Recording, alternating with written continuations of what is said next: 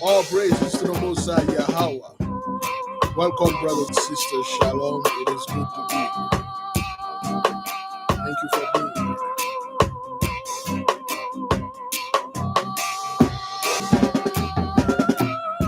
Give me a 1 if you can hear me and see me well. Thank you, brethren. Thank you, sister.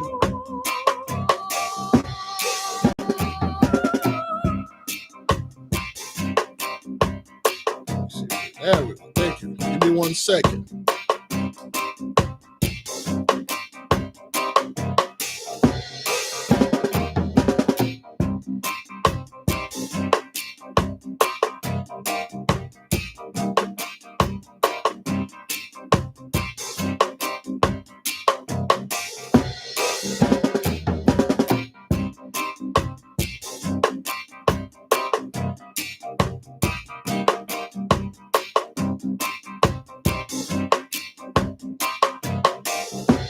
Thank you. The beloved sister provide us with some good oil, coconut oil. They are pretty good. Natural oil. I anointed the holy beard.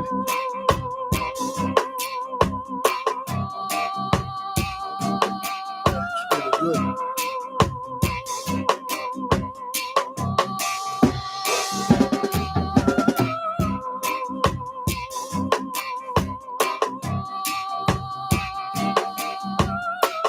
Thank you, brothers and sisters. Shalom. Welcome. Thank you for being here.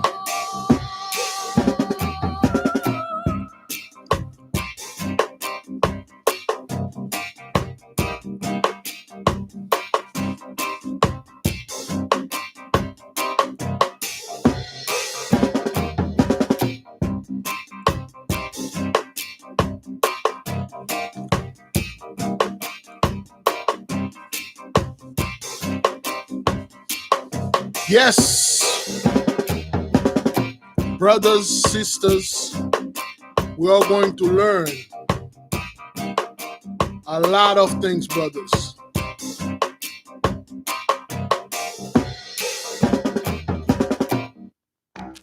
Yes. Oh.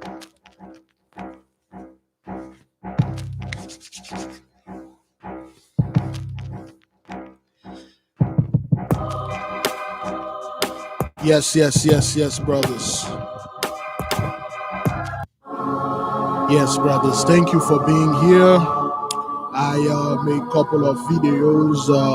Please click the like button for the other brothers to join us and the other sisters to join us. I made 2 videos that is supposed to be scheduled at midnight. Those are not for you if you are already subscribers. And they are for the new subscribers. I've been receiving a lot of great questions for the people that are newly subscribing, and they are very interested. The oil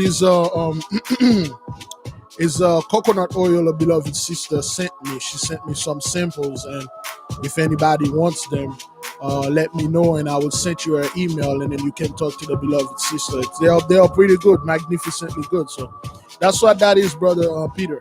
So it's a coconut oil, one of the heavenly sister have, and she want the nation to know that if you need some of that anointed holy oil, send the beloved sister email, and then send me an email, and I will give you her information.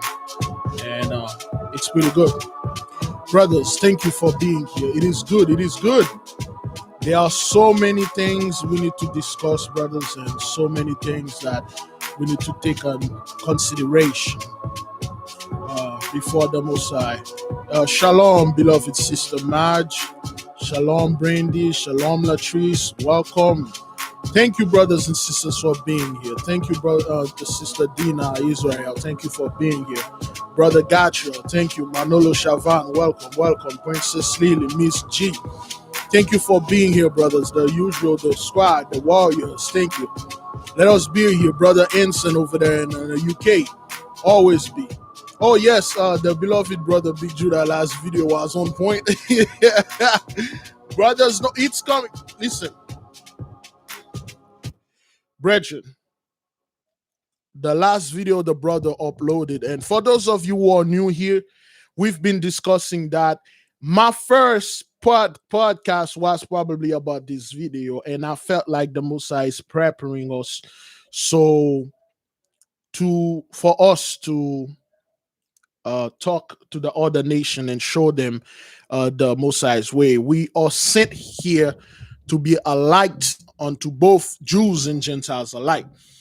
And other books we read, brothers, all of the people that are here, the one that's are watching this that are awake, we are angels that the Mosai sent down there to do a specific job for him. And this job is to bring people to him. That is according to this book. We are all angels, all of us that are awake and cleave unto the Father. So, brothers, for those of you who are here, you are watching, you will be the one at the forefront bringing people to the Father, because the hospital will not work. And they will see that. They will see that you will be able to do certain things that they used to see in TVs and movies and stuff. So they will run unto you. So we are the earthly angel, the Terra angel, planet Earth, the angels that walk in the fleshly body. And we are here to do the Mosai job. That's our job. That's why I keep telling our people to focus on the Mosai, because he called you. Many people think like, oh, thank God he called Big Levi and my ass is out of the fire. Oh, hell no. He called you too. He just haven't given you your job yet. He called you. Remember, when people are around you, wherever you stay at, when people, and that's why I laugh at people say, let's move to the mountain and hide from the destruction. You cannot hide from the Father's destruction. You cannot, because once the other people start seeing the blessings start pouring upon you, brothers, when they start seeing you having mention, when they start seeing you having all the worldly technology, they're going to ask you, what are you doing? Where'd you get those things? And then you're going to tell them, I'm worshiping or one the one true God. And they say, I would like to worship him too. And you will show them. Brethren, sistren, listen, the Mosai is not simple. It's not that simple. It is quote unquote somewhat simple to understand, but very complex to digest. The Mosai is very, very complex. Understand this. Each of us here, we are learning from the Holy Spirit. She's teaching us. Did you know other children teach other children? In fact, children learn better when they learn from other children. That's why we always went astray. We went from the other kids. Most children don't really listen to their parents, but they listen to other kids because they want to impress other kids. They want the other kids to be their friends. When the other kids come unto us, they will want to be our friend because they see we got great toys. They will want to play with our toys. They don't want to play. It's like, hey man, that's a great toy you have there. That's a nice dog. Can I play with it yet? Well, my daddy said, if you have to play with my toys, if you have to play with me, we have to know your folks. We have to know who you are. So they're gonna come to our houses, and then daddy will, if daddy look, they're all good kids, they say, go play with them, teach them my ways, teach them the rule of the house. When those kids look at your house, they got all sort of games over there. Your house is like a freaking amusement park. They will want to come there and play. And then you go to daddy, and then daddy will say, as long as they follow the rules, they respect everything, they can play. That's what that is, brothers. Each of us have a job. You may not know it. I found out something recently, probably about an hour ago. I'm like, there's no way I can get out of this. I've been looking for a way to and not getting out, but I've been looking for a way to minimize the burden. And I'm like, that's it. This is it. There's nothing I can do. Because everywhere I turn, brothers, I'm always find somebody say, hey, I'm a new subscriber to your channel. What is this? What is a ley line? What is the $5 challenge? I want to participate. You guys, what is fasting? Is receiving gift against the law and stuff like that. I'm like, okay, that's it. I can't. That's it. But tell you the truth from the beginning, for those of you who are know me from the beginning, I told you I'm definitely afraid of this. I'm definitely afraid of doing the Messiah's work. I am. I am very there. I'm a freaking coward, man. And I never told the Messiah, hey, I don't want to do your job, but I freaking complain a lot all the time. And I told the Messiah, okay, I mean, yeah, I can't refuse your will, but if something happened to those sheep, it won't be my fault because I try to tell them and they don't listen. And that's why I always being very, very careful when I say things because I don't want people to take my things literally. I know we have a lot of trolls in there, a lot of trolls trying to bring discourse, but the Most High know them. He will prove them. He will approach them. A lot of stuff happened, brothers and sisters. Remember, we did a lot to the Most High. And I explained on one of the video that I'm going to upload for the new subscribers, okay? Or for the one that are joining us. We have a schedule here and we have policies and rules. And our number one rules and policies for the one that are just subscribers, the one that are newcomers, we give the Most High all glory and all credits. We do not mingle with conspiracy theories. No matter what conspiracy it is, we do not mingle with this. Oh, the DMX is still alive. He is alive. He's gonna run for president in 2024. He's gonna be controlling by Donald Trump. So yeah, DMX is still alive. We don't involve in those things. We don't involve in any type of conspiracy that will take off our focus from the Most High and onto the Gentiles. We don't do that here. We don't glorify men saying they have machine that can control the weather. Blasphemy. Blasphemy. Only the Most High can do this. Yeah, we'll show their little stuff and then act like they can do it too. Oh, hell no, they can't.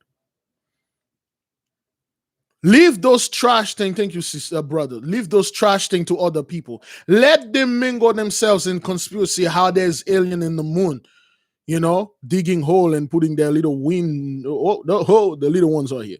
Humping the hole. Look, listen, we do not involve in any of those garbages. Conspiracy about Trump is not really a human. He's a lizard with some type of human skin. We do not involve with things like that. Or the Gentiles, the new world order about to take over. Oh, hell no. Oh, hell to the mother loving. No, they're not. The Most High is taking over.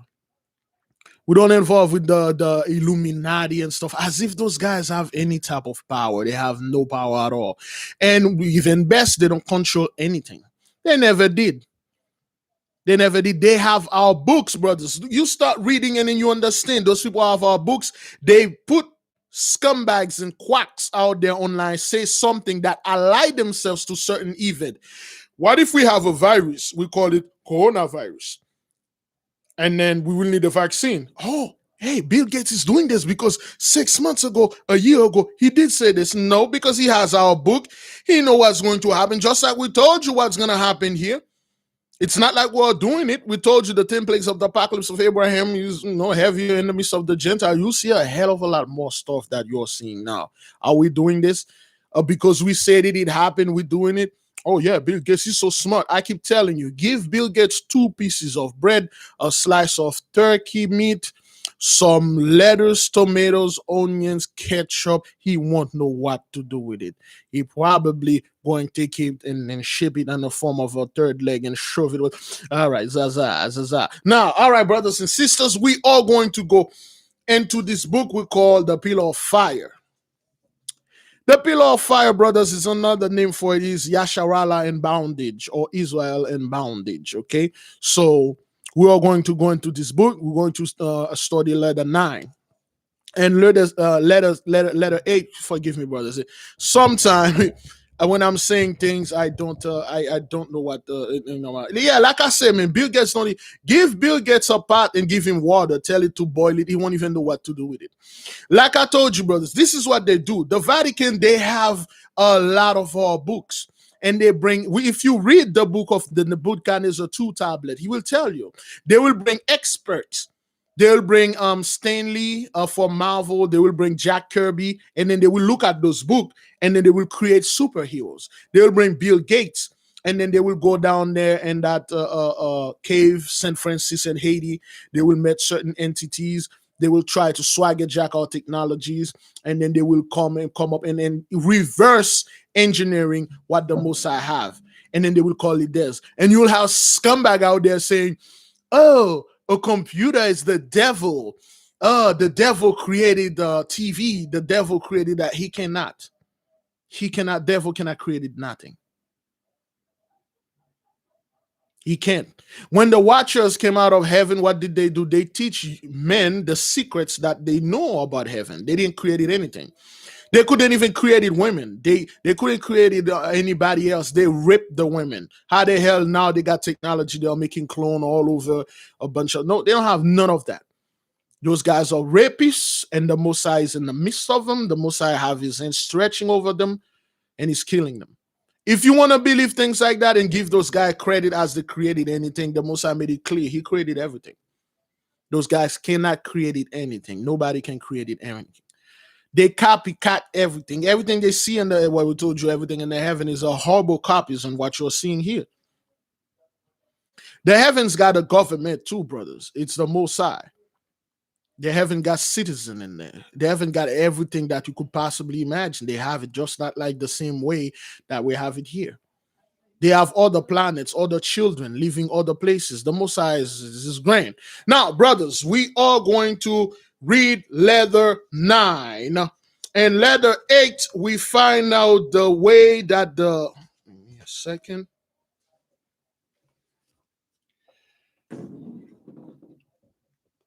Brothers, let us begin. Thank you. Thank you for being here. We are about to begin and start studying. And this is page 102. We stopped last time in page 102, brothers. Thank you. For those of you who are new subscribers, this is called The Pillar of Fire or Israel in Bondage. All right. You can get those PDF. You can actually buy this book. It's a great book. This is Sesostris talking to his mother, Queen Epithia of Phoenicia, Sesostris. He's in Egypt. He's talking to Ramesses, aka Moses, but he didn't know he was Moses back then. All right. Oh, I'm almost out of water. Damn it. Yeah. At 10 o'clock, remind us, brothers, we're going to take a little 5-minute break, stretch the leg, and hopefully somebody will bring me my food and my break, not like after the break and things like that. Now, in letter 8, we learn, brothers, we learn some food. Let me see. We learn the people, the princess inherited, she inherited the slavery from her father, and she actually put laws that says the women cannot do hard work. The women shall not be beaten. And if you do, she will have your hand removed or your neck shortened to your shoulders. For, if you catch my drift. She visited the Hebrews every single year. And she listened to their plea because she was a woman. She was raised with Miriam. She was raised with other Hebrew little girls. They were kids. And they know each other. Like we say, we're a bunch of children in the eyes of the Most High. We think we know everything, but we don't. They are kids. So now she cannot really rule, brothers. The whole burden of the Israelites are hoop on her. She having nightmare, incubus. She having high anxiety. The whole thing is troubling her and Moses, aka Ramesses. Okay. Nah, brother, I put that 5-gallon in the room. Those kids don't want to leave me to sleep, man. They keep coming in the room and drinking my water. They have water. They have a cooler in the living room. They want to use mine because mine is fancy. The gallon is not on top of the cooler; it's inside of it like a little fridge, and then it has lights and flashing little lights. Especially my daughter. That kid don't want to leave me alone for this. But so, there you go. Already out of this. Yeah, man. Some people, I understand, brothers. Some people said, okay, Big Levi, why can't you put a sign in the door said you're busy, you have things going on, and you're preaching or praying and stuff. Understand this, brothers. You're on the Most High clock. The Most High can do whatever he please. You should have go to an office. You should have go somewhere commercial. As long as you're home in the midst of the family, you will be disturbed. You will be interrupted. The cat's going where I told you some of those cats, they like to open the door. They will just open the door. This is all of the Most High. I cannot interfere with that. That's what they do, brothers. We are children. People say that, oh, my children have been better behaved. You know how worse we are to the Most High? We don't know what the Most High is doing up there. Yet we are praying to him every single time, crying unto him. What if he was doing something? You think the Most High will leave us if we are in some type of trouble? We're crying unto him. He's busy. He will leave whatever he's doing and then come to his children. What do you want, my son? What do you want, my daughter? That's family. I never let your brothers, if the way you treat your family, that's how you worship the Most High. If you put a very strict restriction, don't interrupt me when I'm doing anything. It's this and that and this. And then something happened, the kids won't tell you.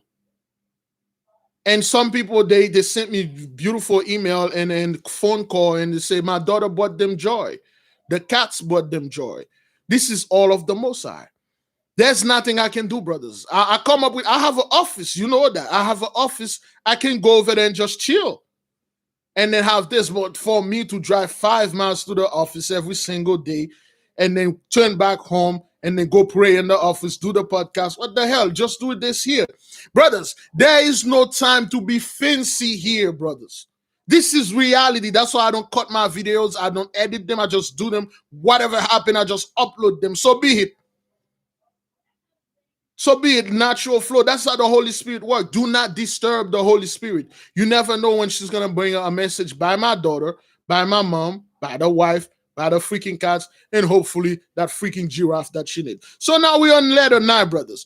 Warrior and beloved mother, my preceding letters, dearest mother, have enabled you to form some idea of the Hebrews' vassalage. Now, brothers, define the word vassalage. Vassalage. Okay? Vassalage. Vassal. Okay, some type of well, you see what it is. Vassalage, which one of the peculiarities of Egypt. This subject has deeply interested me, and that oppressed people are behold Syrians and men of my own race. And if I were reduced to such pitiable and miserable condition, wait a minute. It feels like I read this before. I know I read this, but it feels like I read this to you guys. Let me see. Did I read this to you, folks? Let me double check. While you guys are checking vassalage. A position of subordination, of submission, and political power. The state of being a vassal. The homage, fealty, reality, fealty. The hell is this? Or service due to from a vassal, a submissive, a submissive condition. Okay, no, I haven't read this to you people because I'm much more further. Sometime I'm like, hey, did I read this? So he's explaining, brothers, in the meantime, for those of you that just got here, please click the like button. He's explaining to the mother the position of slavery and vassal that the Hebrews have, or the Hebrews inherited.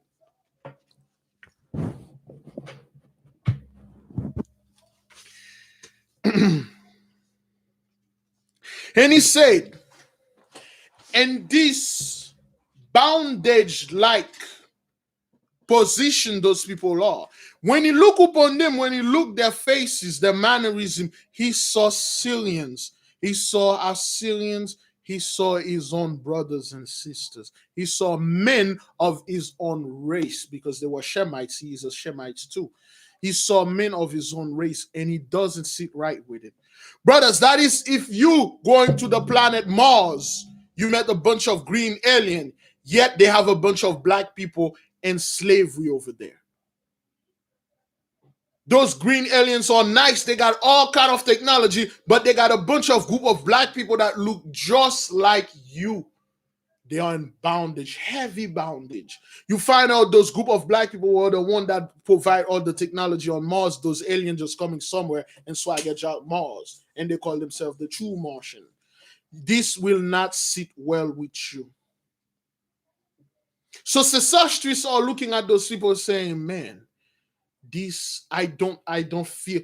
Look, Sesostris was all good when he was in the midst of the city. He was hanging out with a bunch of all those people, partying and stuff. But the moment he met the Hebrews, he started looking the Egyptians in another way, and he started looking the Hebrews in another way, and most importantly, he started looking himself in another way.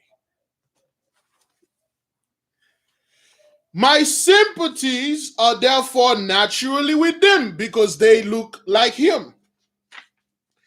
Was not Prince Abraham of Palestine, or Abraham, who conquered the enemy of our ancestors' throne in those days, Kedorlaomer, king of Elam, and Tidal, and sovereign of the nation east of the inland sea, the founder of the family? And was not the same Abraham, the friend of Neator, the founder and restorer of the Tyre upon the isle?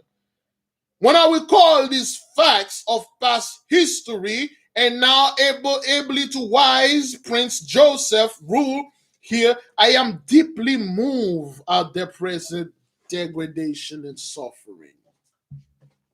Now he start to reflect and say, isn't Abraham, isn't the same Abraham, that great warrior that went after the king of Elam, Kedorlaomer or something like that, and kicked his ass and took everything that he has and brought a victory to the people. He brought all the spoil. Shem was there, aka Melchizedek. Shem came to him, and he gave Shem 10% of what he has, and Shem passed the scepter and said, Abraham, I'm done. I'm out. You are now the high priest. Chill. Do whatever the Most High he taught Abraham. Melchizedek was Abraham's mentor, just like Jethro was Moses' mentor. Jethro was the one who gave Moses the first 10 guidance and also show Moses how to run Israel like a government. Since writing you, I have conversed with the queen upon the subject. I find her ready and willing with mine and her heart and hand to take any safe step of putting an end to the bondage. But she's feeling says, it is an evil which descend to me from the crown and scepter of my father, and now not know to remove it, and yet protect that crown which I am bound to transmit to Ramses. So Sesostris, he's pleading for our people because he felt there's a connection between him and our people, yet he's a Gentile, he's a heathen. Back then they didn't have Gentiles, back then they had heathens.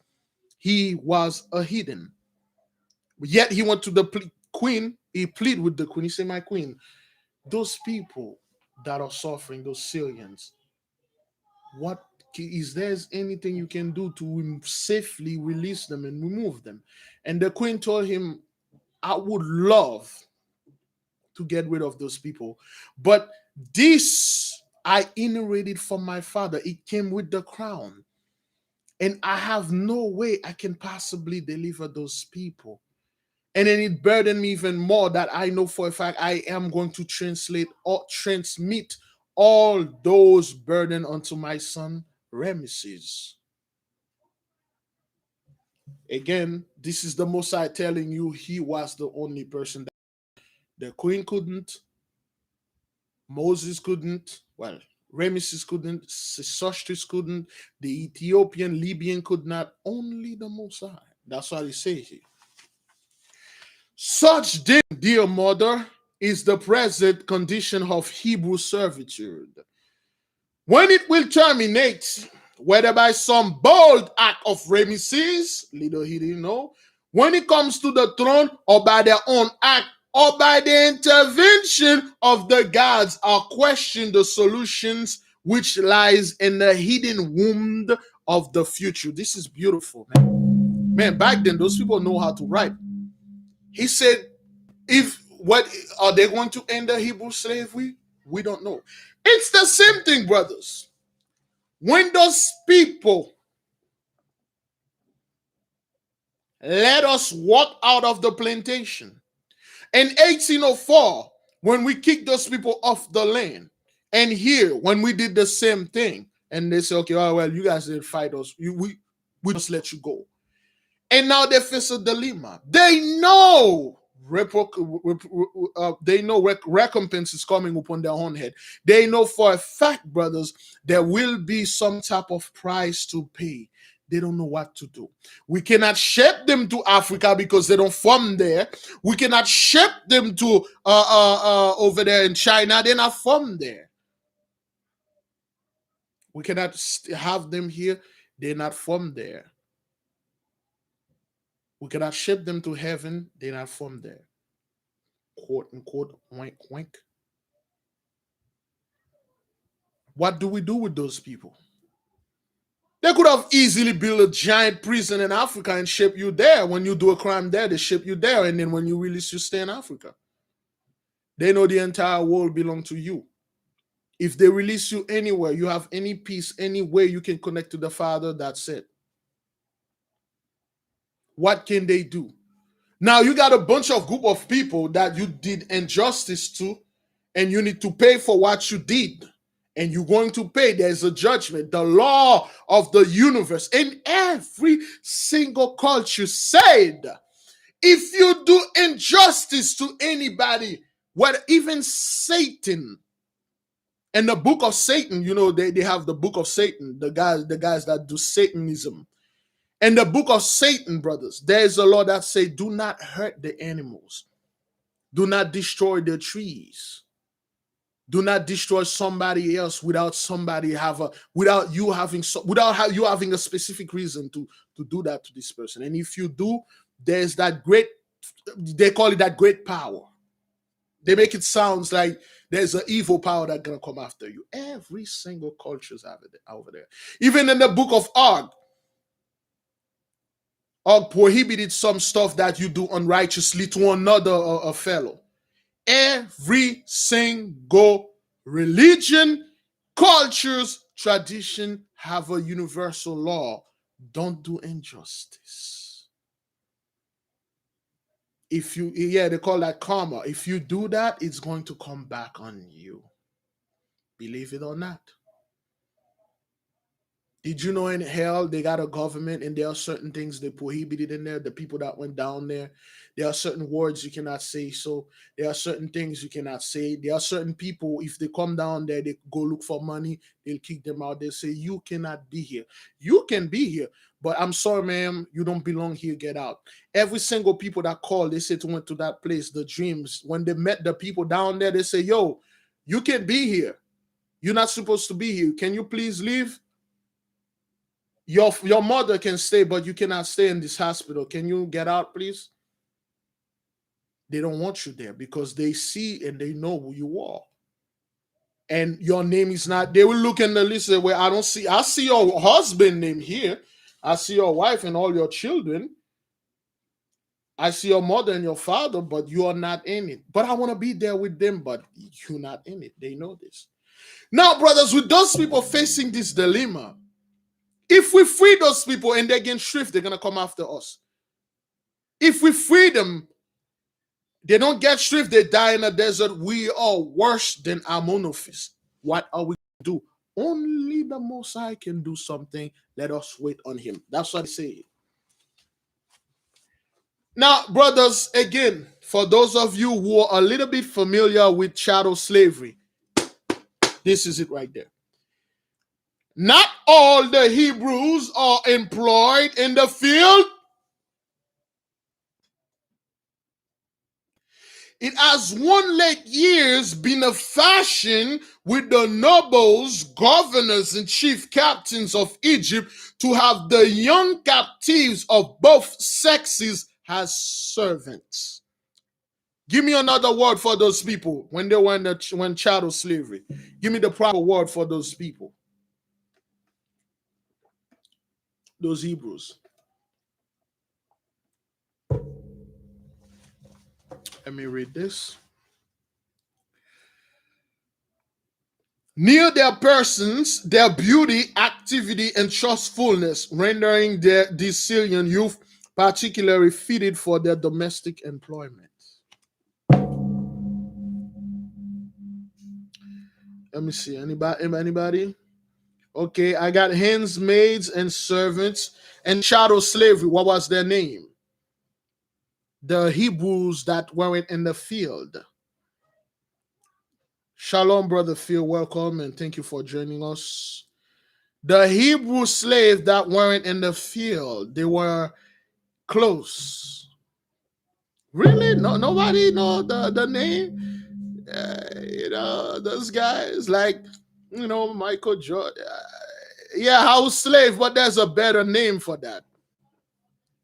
There's a horrible name we use for those people. Those are those people. Thank you, Lady True. The house Negro, so to speak. Thank you, brother De Jour. The house Negro. Yeah. Those are the house Negro. Certain one of them, they don't send them to the field.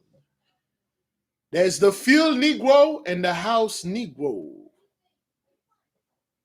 Nothing changed, man. Now, the house Negro, they are here because of their beauty, their activity, and trustfulness, rendering the Syrian youth particularly fitted for their domestic employment and certain things, that is done to those people. And there is not stories, there are rules, brothers. Let's go into this quickly. And chattel slavery, especially here and especially back there in Haiti, they used to have a custom for a ship to come from the island of Haiti to go in France or in Europe, so to speak. It would take this ship at least 6 months, over 90 days, over 90 days to get here. And when the husband gonna go to Europe, he will spend at least 2 to 3 years to come back to the wife.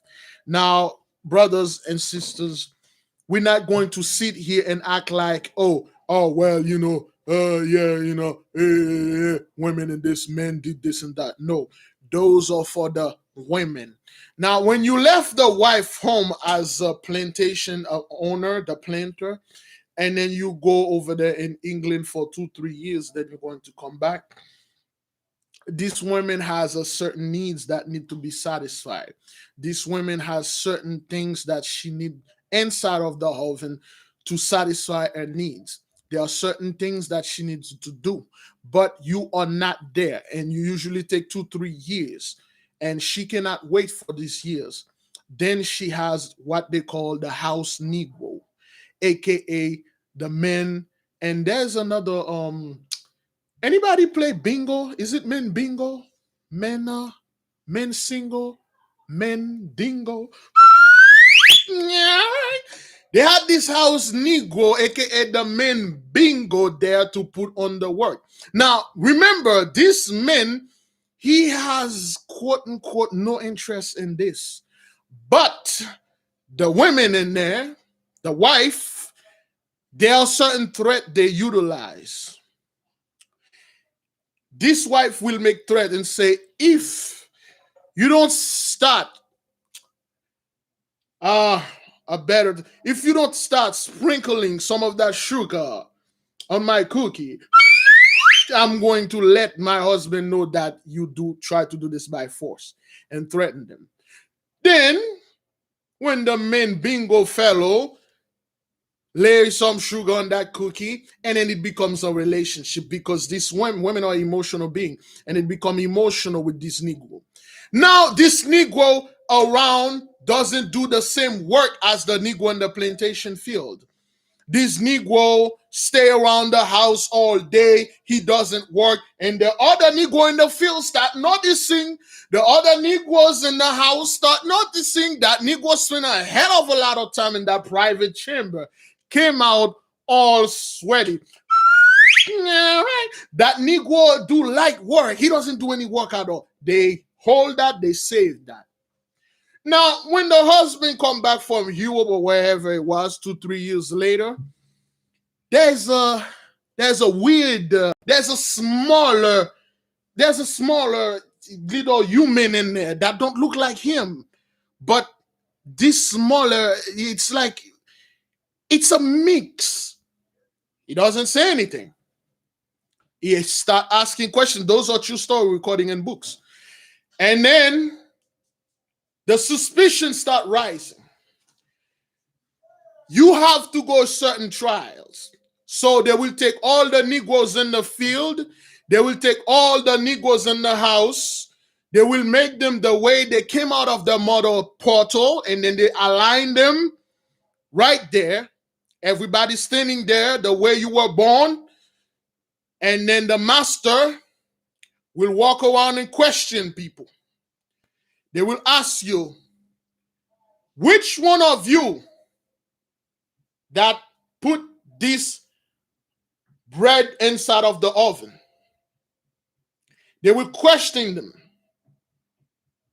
And then they will look the reaction of the third leg. Brother, a Negro that's been in the field being beaten down all the time, he doesn't have time for this.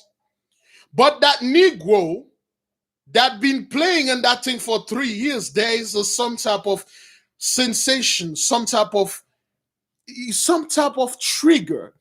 And then the master will call the wife and tell the wife, sit there like your mom pushed you out of that portal. Take all the garment off. And the Negro that stand up the first, that's that Negro. That's the Negro. The Negro that did that pogo stick on his third leg, that's the Negro. They will grab that Negro. They will go in the field. They will dig a hole in the ground. They'll take his hair off. They will bound his hand and his body with chain. They will bound his feet with chain. They will put him in the hole. The hole will be neck high. They will pour cement and cemented him there. Put dirt and collect and cover the hole, and the head is above the ground. They shave the head and they will pour honey on top of his head. Usually they will do this next to a fire ant hill, and they will let the ants go into town in his head. There's a name for that. For those of you, come on, brothers and sisters, come on. You really, nobody went aware of this. That's what they did to Negroes that do this. They will let the fire ant kiss him, so to speak, until the skull left there. Really? I thought everybody was aware of this thing. This thing happened so many times. That is why, brothers, back then they had law that says if a Negro, you lay some sugar on that cookie, you will be dead. But if another person force that dough inside of one of our Hebrew women oven, nothing will happen with them. Usually the woman will kill that child. You know that? The slave used to get this child out of the portal, put them in the ground, lift up a rock, say a prayer, and sit that rock on that little baby face. Because they understand this baby is not, they understand this bread is not, they'll crush the bread. They will just take the bread out of the oven, put it out there, lift a big rock into it, and kill it. They will come another law and say, if As a Hebrew woman, you have bread of this person inside baking in your oven. You are free. Don't kill the bread. Don't throw the bread away. So a lot of our women use to purposely because they want to be free, brothers.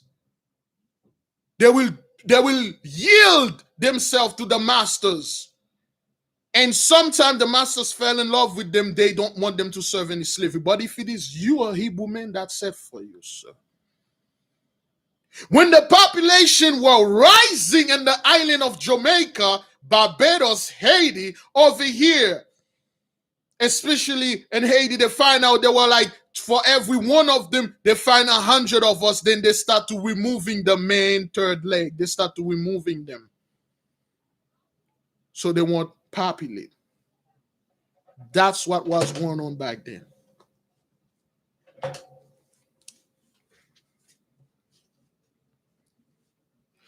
Thus, I have seen Hebrew pages attending on lords and ladies in their palaces, and Hebrew maidens acting as personal attendants upon the mistress of the family. These young foreigners soon become favorites. They become the favorites, okay? Excuse me. Favorites. Oh boy, let me see. They'll become the favorites.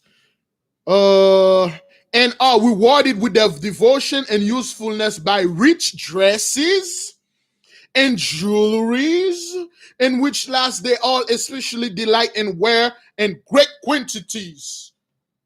Certain of the Negroes, certain of the Hebrews, they have in the midst of them, they give them beautiful stuff. Say something about your people, and I'll give you a new car. I'll give you a TV show. I'll sponsor your YouTube channel. I'll support your church. Shalom, brother church. I'll give a monthly payment to your organization. Take the focus away from your people, put it on everybody. I'll be your sole donor. Till this day, brothers. Back then in the Hebrews, the Egyptians have all of them. The one that page, define page for that sister, please. What is a page? A noble, a page. Not the pages of book, but a pages. The young boy, young women that they have in the houses. Okay? The Egyptians used to give them nice dresses, things that are no value, brothers. Give them dresses and let them eat the rest of the food. Let them laugh at the jokes. Let them be a little in the midst of them until they get tired of them. Let them sleep in that secret bed on that secret places after the use, and then they throw them out like a used preservative, if you catch my drift. Define page, being a page and a warrior of the things like that. Yeah, like a butler. We are reading on page 103. Oh, that's what the sister meant. All right. My apologies. But the page, they used to have them as pages, little butler. Okay. So that's what that is. To present this to any friend is a mark of the highest confidence and honor. So those pompous Negroes wearing those dresses and those jewelry, and then they will come in front of their friend. When the Egyptians went somewhere and they met a Phoenician, they said, welcome. That's my page right here. Just like right now, brothers. When those people going places and then they got a black friend, I'm better than you. I'm conscious. I got a black friend, and he know how to rap. He know how to play basketball, and then his third leg is bigger and longer than his two legs, and he know everything. They used to flirt like that. They used to, hey, I have this Hebrew page here, man. He know how to do stuff. Yeah, the boule, the people, the suck up and stuff.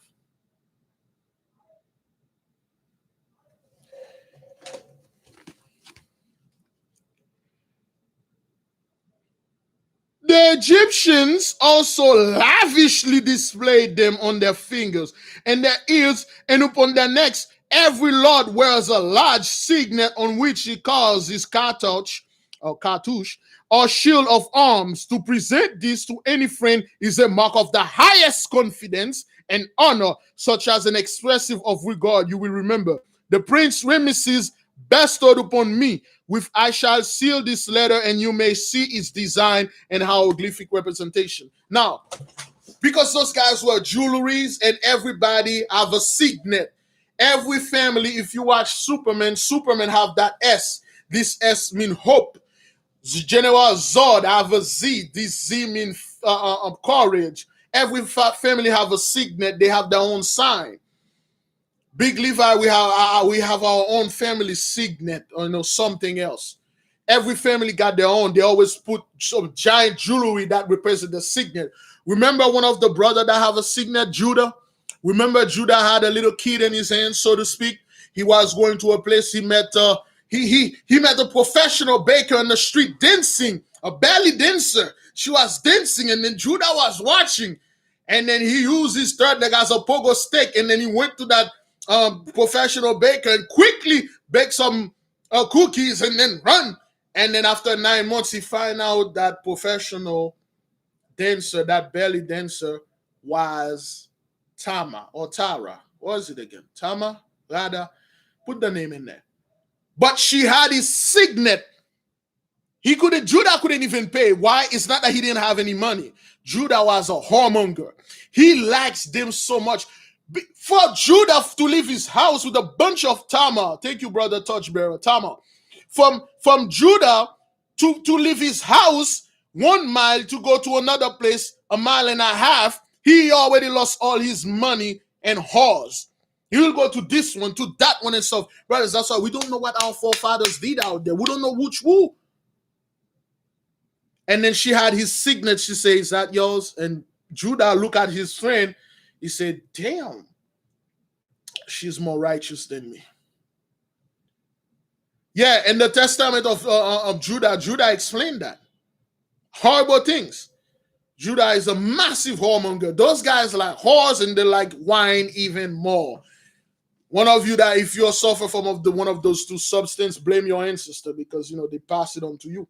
So the queen has 3 Hebrew pages, 3 little butlers.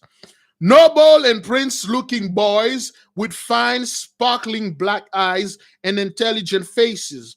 But there is a fixed air of pensiveness about them, all which perhaps the result of hereditary oppression. So those Hebrew boys, the pages that the queen have that take care of things around the place, they always look sad because they always know the situation that their families is into, the situation that the slavery situation of the people. They always look down.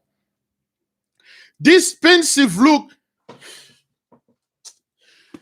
it's just I all praises to the Most High. I always have to give the Most High all praise. He said this pensive look, pensive, that always taking faces, always that depression like faces.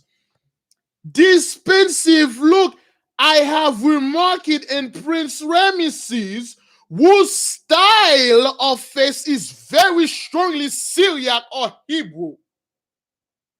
Indeed, I have seen in all Hebrew bondmen a gardener in the palace garden by the name of Amram, who is so strikingly like the prince that I can easily see by him how Ramesses himself will look at 80 years of age. But this Syriac countenance of Ramesses come from his mother, Ephta, the daughter of the last Phoenician pharaoh. Yet it is marvelous he had about him nothing of the Egyptian type. Brother, so she said, mother, this queen has 3 Hebrew boys with him. They take care of certain things, but they always look pensive. They always look something always bothering them.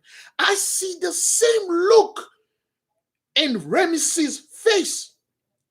Not only that, I saw a gardener named Amram that look exactly like Moses. Take his face, put Moses' face. You won't know. Not only this guy look exactly like Moses, he looked like Moses in 80 years. Amram, brother, he saw Amram. For those of you who you know who Amram is, right? Please type whose Amram is. He saw Amram as a gardener. So Amram was a gardener in there. Brothers, it's just all praises to the Most High. The Most High is great, man. All praises, man. When the Most High do his thing, brother, do not question the Most High. He know what he's doing. He know what he's doing.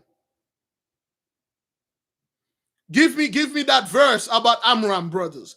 When he saw Amram, a whole gardener, he looked at Amram. He's like, this is Moses in 80 years.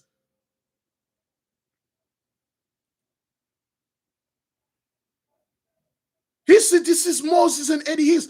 He said, Moses has every single characteristic of the Hebrew people, zero of the Egyptian. He said, I know why, because Moses got it from his mother, because his mother, the queen Manasseh, is the daughter of Amunophis and a Syriac woman. Moses got it from his mother. That's why the Most High throw him off. The Most High brought that guy. Brothers, the Most High is a master chess player. He checkmate you. He actually made Moses. He actually made. They took Moses. This is gonna be a very long lesson. They will put Moses on a little ark in the book of Joshua. We're gonna go into the book of Joshua. He made Moses. He put Moses on a little ark. Put Moses in the river. Miriam follow him. Miriam was the friend of Manasseh when they were kids. Miriam was one of those pages inside of the temple. Okay, because when Manasseh find Moses, and then he loved the little baby. He said, "This is one of the." He told him, "This is one of the Hebrew boy. What is he doing here?" I always wanted a son. She was like 12 years old. You know, kids. A little 12-year-old little girl find a little baby, a live baby out there, she will take it. Any little women, 14, 16, find a little baby, they will take it and run home with it. And then Miriam went to her and said, listen, you're not a mother. I got a great idea. Since you're not fully a woman, you're a virgin, which means a young woman, you don't have milk in your breast. I know a great woman, a great Hebrew woman. She's a nurse. Let us bring her to you, and then she will feed the baby, and then you will pay her wages, and then everything will good. And then Manasseh said, that's a great idea. Bring me that Hebrew woman. Miriam went home and got her mother, Moses' mother, brother. She brought Moses' mother unto Manasseh. Manasseh hired Moses' mother to breastfeeding Moses. Moses' father was walking around the garden all the time, always watching upon Moses, always talking to Moses, give Moses great advice. This is all the work of the Most High, brothers. Moses grew up with his parents. He didn't even know. His mother nurtured him. He didn't even know. That's the Most High, man. Don't question him. Number 2659, and the name of Amram's wife was Jochebed, the daughter of Levi, whom her mother bare to Levi in Egypt, and bare unto Amram, Aaron, and Moses, and Miriam, their sister. Miriam was Moses' sister. Aaron was Moses' brother. Amram was Moses' father. Jochebed was Moses' mother, the one that breastfeeding Moses to his strength. Thank you, brother. Abaya stood above it all. The Most High, don't question the Most High, man. Don't question the Most High, man. That man is a might checkmate you there, man. The guy said, when I see Amram, it's like Moses in 80 years. Then, brothers, thing is, Moses never noticed that. He never seen this. He never see Amram and him got some type of resemblance. Anyway, brothers, this is very good. Let me just take a sip of water.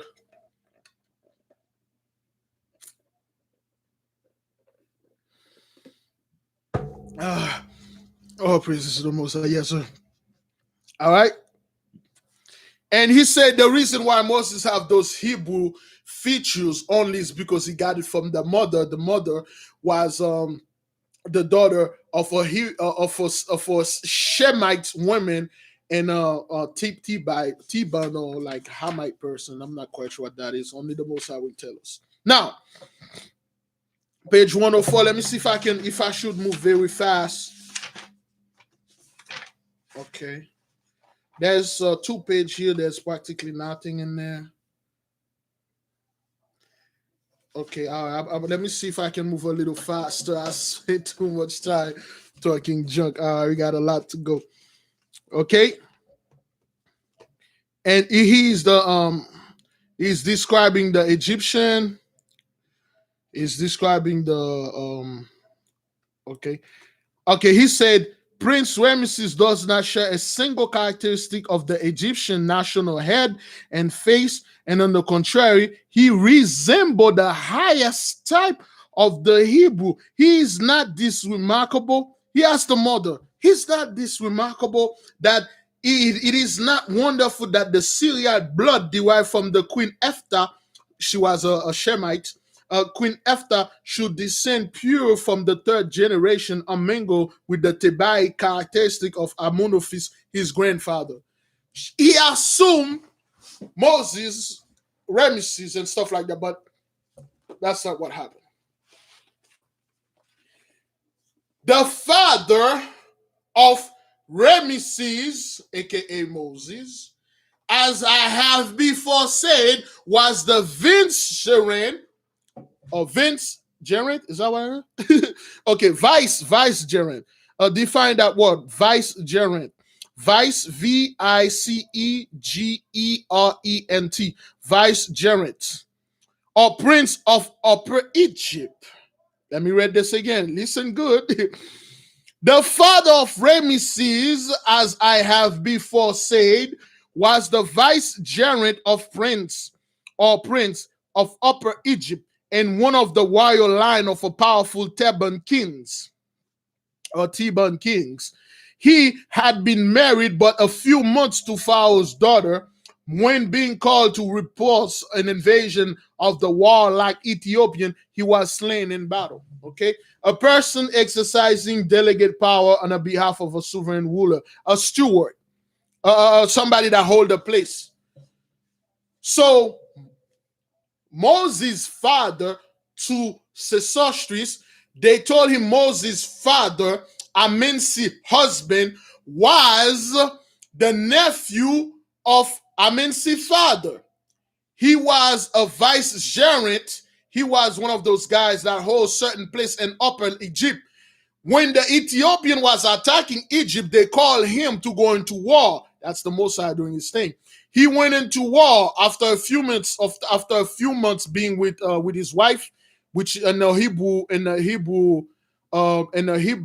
Hebrew culture you cannot do this. Can anybody tell me what Saul? Anybody that know the story? What Saul did to David when David just married his daughter Michal? What did he make Saul? What did Saul make David do when he married the daughter? So this guy, he actually went to war. He didn't return. He was killed. Supposedly Moses' father. Ramesses was born not long afterwards. And he's therefore in twofold degree the heir of the silver crown of the Thebaid, and had been willing to leave his mother, she would, when he become 30 years old, which is the age of maturity by laws of Egypt. Okay? All right? Yeah, thank you, sister. He didn't order David. He tricked David to sin. The law of the Hebrews said if a man marry a woman, this man's supposed to spend at least 1 year with his wife. He cannot go to war. He cannot participate in any military thing. Saul came in while David was singing and in the honeymoon. Saul came in the honeymoon. He kicked the door down and told David, "So are you going to stay here? Why those freaking Philistines took your father and all the flag, and then they're about to kill him." David got pissed off and flee after the Philistine and kill everybody and then bring his father back. So he made David break the law. He made David break the law and forget his wife. David went through a lot, brother. Yeah, that's what he did. So if this guy was a Hebrew, he should have never left to go to war. Yeah, David was pissed off. So this guy, he left Amensi, his newly wife, and go to a war with the Ethiopian. He never returned. Now understand this, brothers. In Egyptian culture, you reach the maturity when you are 30 years old. When you're 30 years old, man, you're mature. Okay, over here, you're 18 when you're mature. Again, brothers, this is not me promoting pedophilia. This is not me doing anything against kids. Please do not strike my channel. This is me reading stuff here. It says, when you become 30 years old, which is the age of maturity by laws of Egypt, that's the law. When you reach 30, you are officially a grown man. You're on your prime when you're by the age of 30. Okay, over here we don't even know what that means. We know when you're 18 you can do certain things and driving by yourself and watching certain content online that people under 18 cannot watch. Full disclosure, full disclaimer, I'm not advertising none of these things over here. We are just reading what's happening here, brothers. When you become 30 years old, which is the age of maturity by the laws of Egypt, that was the law, again, not mine, have sent him with a splendid retinue to Upper Egypt and made him prince of Thebes, as his father has been before him. So Moses become prince of Thebes, okay? But he wants choose to remain with the queen. So he choose to remain with the queen, all right? To whom he appeals as much attached as I am to you, my dear mother. And Amensi substitute a nephew of her decreased husband, Prince. Man.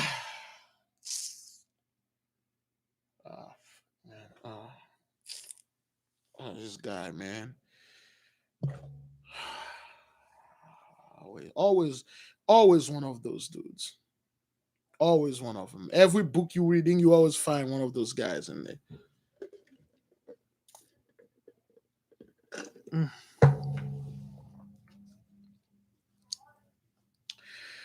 Amensi, the princess, substitute a nephew of her deceased husband, Prince Moeris, and place him for years since on the vicegerent throne of the kingdom of the Upper Nile. Now, what is said here, brothers, there is Lower Egypt and Upper Egypt. I believe Lower Egypt is the south, northern kingdom, southern kingdom, brothers.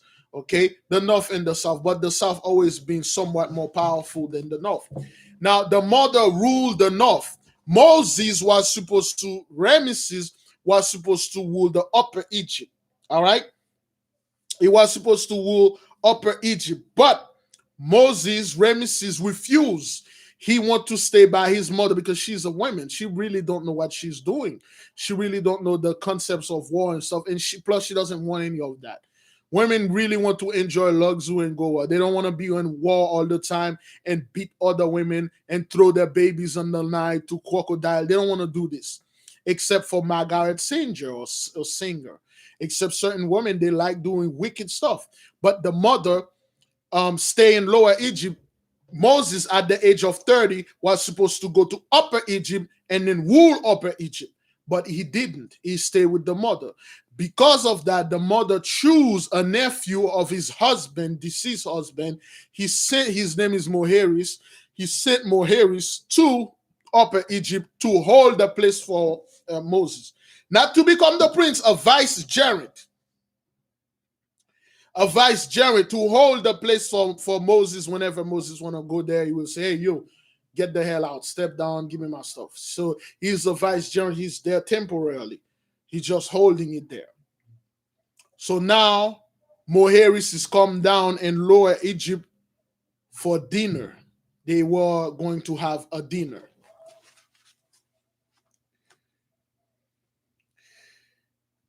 Prince Moeris is thoroughly Egyptian, both in looks and lineage, as well as prejudice and feeling. They already told you everything you need to know about this dude.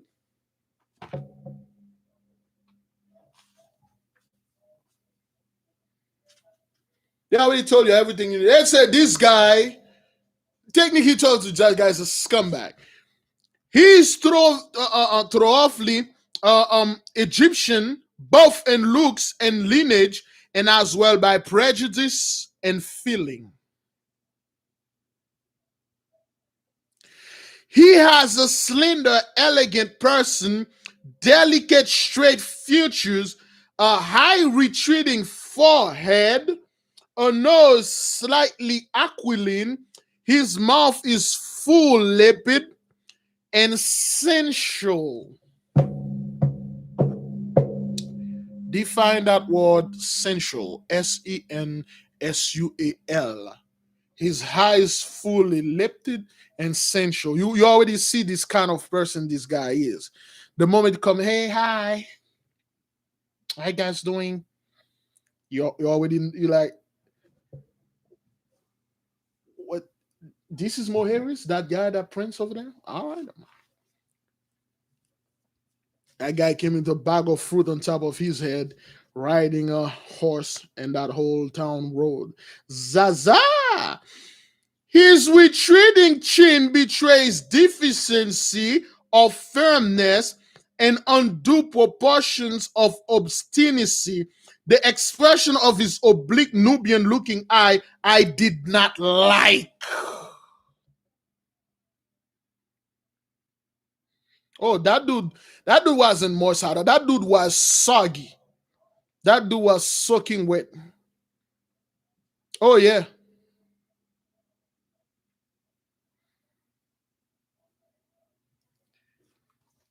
Sesosh is already not liking that guy. By just look, brothers, some people by just looking, yeah, another freaking Ishbosheth. Another Ishbosheth. You know, this is a curse the Most I put to certain of the lineage. He messed up your children, man. For the things that Saul did, he messed it up, okay?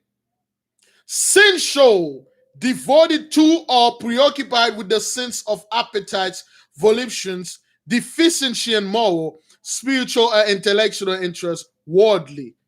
He's like,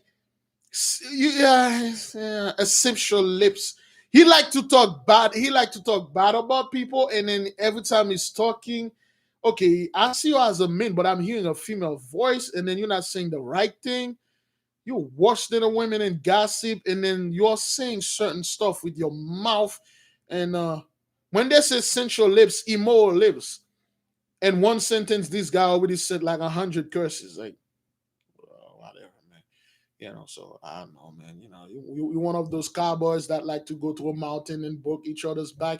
Is that what that is? Hey, look, man, if you are one of those guys, hey, man, just tell everybody. Don't be sitting here and act like so. So he was one of those dudes, a perverted tongue, okay? A punk. He was a straight up punk. And then the moment Sesoshi saw him talking, Sesoshi say, I don't like this guy.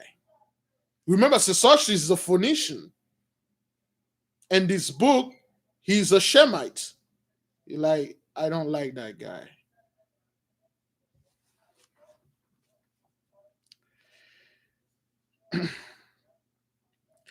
It was sinister and restlessly observant.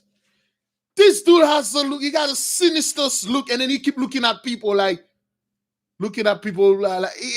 he's this dude that look at that table that make you very uncomfortable, asking you very personal question. How much money you have in your bank account, man? I guess I got more money than you, man. You know, hey, you want to measure how big our third leg is? Well, I wish I had a third leg, but mine is kind of like a slanted avocado. But anyway, so what do you feel like to do here? You want to go play in the mud? You one of those guys that like to put his banana and chocolate, right? And then peanut butter. Would you like some peanut? He's one of the scumbag that sit on a table and assume everybody's like him, and then keep talking about things that is way out of line. He's a creepy guy. He's a creep. He's one of those creep guy. It's very uncomfortable to be around him.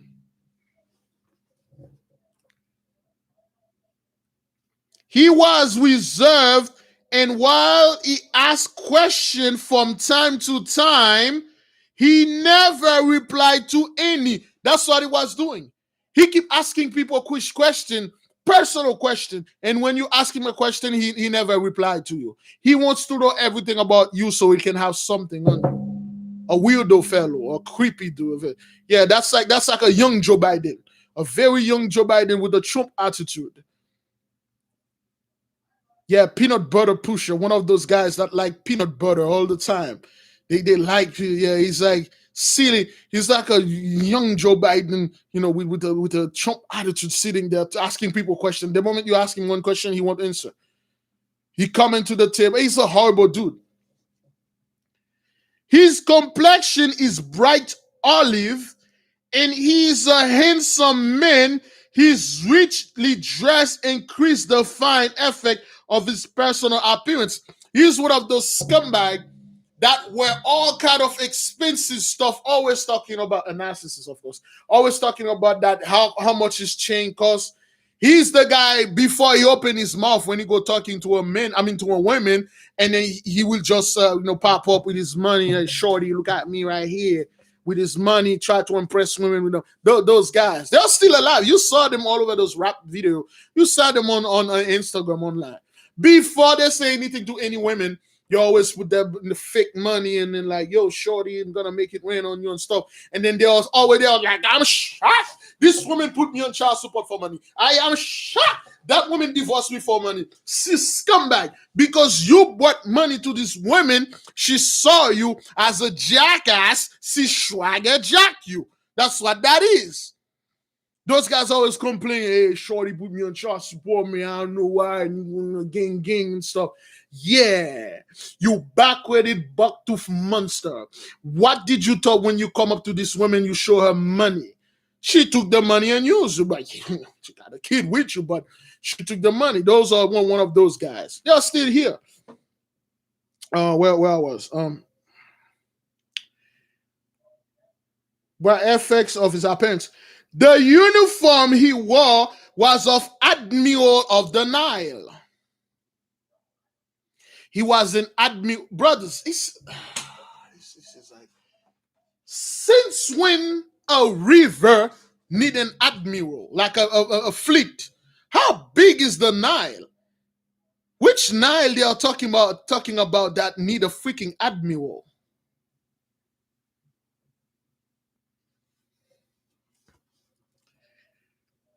The uniform he wore was of Admiral of the Nile, the queen having appointed him commander of the great fleet of war galleys she had collected near Memphis of the subjugation of Ethiopia. He has therefore come down within a few days to take charge of his ships. The character of this man for courage is undoubted, but he has the reputation of being of great cruelty. Not only this guy was a scumbag, he was evil. He has a reputation of great cruelty. He was evil. He tarries long at the wine cup. He liked to get drunk, always drinking. He tarries long at the wine cup, and his private life is gross sensualist. Is there any more you want to know about this dude? He tarries long at the wine cup, and his private life is gross sensualist. He's a drunk mofo. His private life, which means his dingling third leg life, is gross sensualist. He into gross stuff. Define the word gross. Gross private life. His private life is gross. Like disgusting stuff. That's another son of Shemyaza. Like disgusting stuff. These dudes is into Cleveland Steamer, Bupkin, Mooning Pie Mooning. Yeah, he's one of those freaks that like to lie on his back and let somebody drop a very hot chocolate on his chest, sit on that chocolate and slide back and forth on his chest. Horrible stuff. Yeah, there's a fetish of that. We remember that dude that made that confession. He used to go in private bathroom looking for chocolate, and then he would find the one that didn't flush down one of those used chocolate. He would pick it up with his hand and then shove it in his own portal. That's the type of man Moeris is, okay? Gross sensualist. He's like, his private life. Very gross stuff. Horrible thing. Yeah, diaper wearing freak baby, wearing a baby pacifier in his portal. Those guys.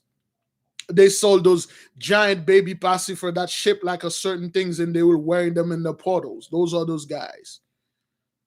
Gross stuff. Horrible things. Some of those things I know about those guys, I'm like, Musa, why? Why did you teach me about this? I didn't even want to know about this. But hey, I see now. He professed great piety. Listen, this is beautiful. And he's one of those Christian-like dudes that go to church every day praying to God and act like he's not into this type of stuff. You know? He professed. That's Eddie Long when you need this fellow. I don't know what happened to Eddie Long, but anyway. He professed great piety to the gods and sacrifice often with pomp and display. In Memphis, yesterday he burned off incense with his own hands to Apis, and today he worshipped Nephis, the sacred ox of On. Not only this guy was a physical whore, he was also a spiritual whore.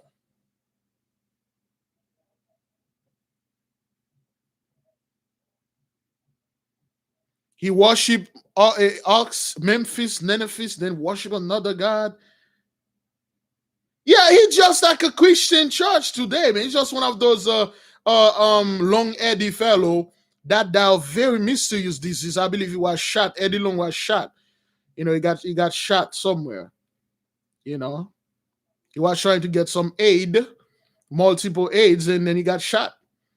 He died. That's what I heard. May he worst. Many feasts yesterday he burned incense with his own hand to Apis, and today he worshipped Nephis, the sacred ox of On. He was more communicative with me at the dinner with Ramesses.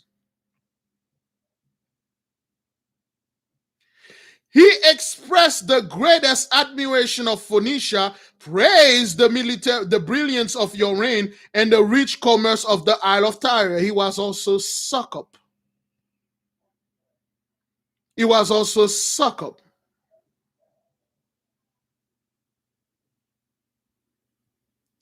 He said he had great reverence for our deities, Astarte, Hercules, Io, and Isis, for he asserted that Isis was quite as much as Phoenicia, an Egyptian goddess.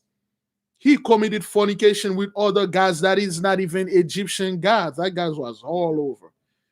That's like Christian that go into the Muslim temple, the Islam, and go to Jehovah Witnesses. Wherever he can get his beak wet, he will go over there. Had he not in Thebes, said he, instituted a possessions and a right and honor of return of Isis or Phoenicia, we are one religion. That's that guy. We are all the same, man. We're all human. That's that scumbag. Try to draw you in. Hey, man, no matter what lifestyle that you are going, we're all the same. Would you mind dabbling my lifestyle? No, sir. I like my lifestyle the way it is. I only waste get out of my portal. I don't like thing to getting in there. Thank you very much. Those guys that enjoys no, what is it called, those things? Depository. When you make a depository in the portal, those are those guys that purposely will get uh Suppose I forgot the name of this thing. That will take those things for just for the hell of it. Those are the guys that purposely schedule a prostate exam with Elton John. Zaza! We are one of in religion and one comments and one of glory. He continued with fulsome enthusiasm. Are not our kingdom both ruled by queens? Let us draw closer the bonds of alliance and together rule the world. You are a free city, your tire never been conquered. Amunophis would have existed. This dude, he's just like he keep talking on the way, brothers. He trying to draw, he's drawing the guy. He's like, yo, man, let's hang out. Bring your people to me, and I bring my people to you, and stuff like that. Like, yo, why are you doing this, brother? But again, this guy, he about to do certain stuff in the letter, and letter pages, so you will understand, some of the stuff that he was doing. So I answer and I trust the words of my noble grand desire will remain prophetic forever. He then gave a toast. So he's giving a toast, brothers. He picked up his toast.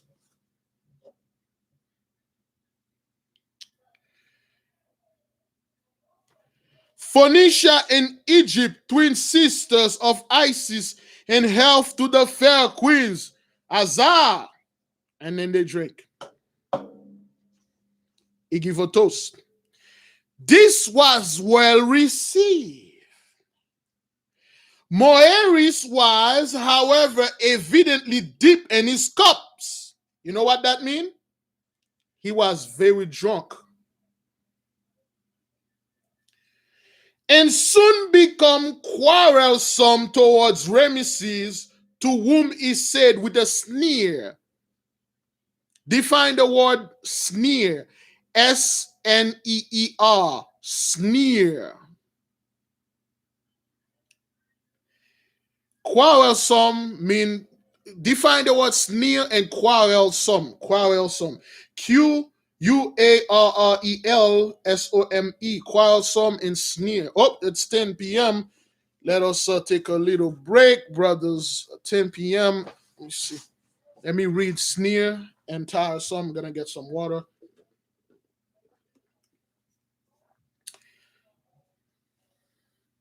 Oops. Yeah, he start talking hish about Moses. He start talking hish. He was in the face of Moses. A sneer is a mocking smile. He's mocking Moses. He's mocking Ramesses. Yes, brothers, 10 p.m. 10 p.m. Let us take a little 5 minutes break, brothers, sisters. We will have some announcement. All right, brothers, take a little break. We'll be back in 5 minutes. 10:05, we'll be back, okay?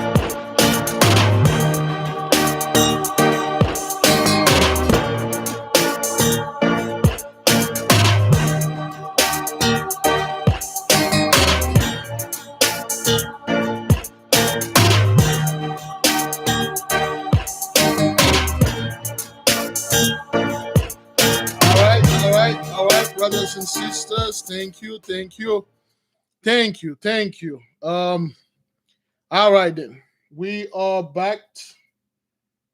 We are back after 5 minutes break.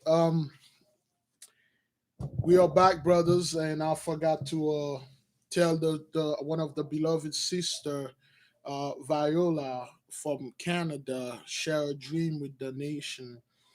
She had a dream. She saw a bunch of missile is destroying a bunch of people. Yet in the midst of all that, she didn't feel anything, and she wasn't scared. So, and it's one of the many dreams that the Most High is sending to his children to let them know that he's in the midst of them and he's doing these things. Now, brothers and sisters, Jews and Gentiles alike, should we keep on trucking, brothers? Should we keep on moving? Let's move the train. Everybody got their little break. Everybody go ahead and do what they needs to do.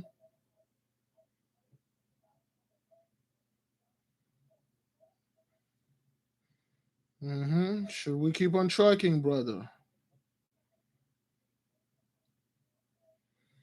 All right. We want the whole nation to be on the same page, brothers. All right. The nation, the best way to use this plant, sister, is make tea out of it. Make tea. All right. Good then. All right. Let's keep on going, brothers and sisters. Let's keep on going. The nation has spoken. Let us keep on going. Now, Moeris, brethren, he's at the table taking all junk, and you know he's a scum, and he start to insulting Moses. He start to insulting Ramesses. He start to insulting the people. And he looked towards Moses. He said, "You and I, prince, when the queen, my aunt, has departed to the shades of the realm of Osiris, will divide Egypt between us.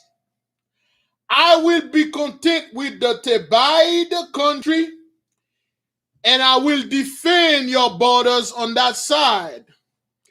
2 crowns are too much for one man's head, albeit you have a large one upon your shoulders." You heard what he told Moses? He said, "Ramesses, yeah, man. What's up with you, little Negro? What's up, man? Hey, man, when my aunts die, like very soon, and you know, and I'll be in the north side, man, and I will be like I will be reigning in the north, and you will reign in the south. You know, 2 crowns are gonna be in up our head. 2 crowns cannot be in the head of one man, but you know, you got a big ass head, man. You can wear those 2 crowns." He insulted Moses. Brothers, whether Moses was a man of the Lord, whether he was anointed, whether he was known or not, is one thing you never do, brothers. You never ever insulted one of the Most High's servant. You never said something slick about the Most High's servant. Insulting the Most High's servant, you insulting the Most High. Which one of you remember that story of I believe it was Joachim or Joachim? Anybody remember Joachim, the father of Mary? Was it the father of no. It wasn't the father of Mary. I forgot this dude's name. Well, no, Joachim is the father of Mary, mother of Jesus, or YAHAWAH. But I forgot his name. I believe like his name. Please, somebody type the name if you know the story. When the father of John, was it the father of John the Baptist? Yeah, the father of John the Baptist. When the angel came into the mother of John the Baptist, he told the mother that he's going to be pregnant, and this child that he's carrying is going to be cousin to the chosen one that's going to be born. And he was telling this. He told Zechariah, that was his name. I forgot his name. And when the angel told him that this dude was going to train YAHAWAH, he was going to make YAHAWAH the YAHAWAH. He was going to be the mentor, because John the Baptist taught YAHAWAH a bunch of stuff.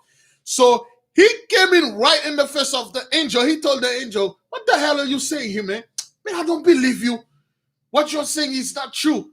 And I don't believe in it. None of this will happen here," and stuff. And I think it was Zechariah, that was his name. And then the angel looked at him and said, "What?" He said, "Because of what you said, Your wife gonna be pregnant for that 9 months. The whole 9 months you're going to be dumb. Dumb, and that sense mean he's going to be mute. He won't be able to talk at all. He couldn't talk. And John the Baptist sent knights. John the Baptist was born with the Holy Spirit, full with the Holy Ghost. John didn't need anything. John born with everything. He know everything. He was struck mute because he insulted the men of the Lord. Zechariah, don't you ever insult the servant of the Lord. That's why I don't go to those camp and insulted them. That's why I don't go to other channels and insult other people. People coming over here and trying to insult me all the time, and I can tell you, I've been telling this story all the time. This lady that trying to insult me and stuff, the Most High made her a lunatic. Zechariah, another scumbag that come upon the loin of the Most High. He told the angels, oh, hell no, I don't believe you.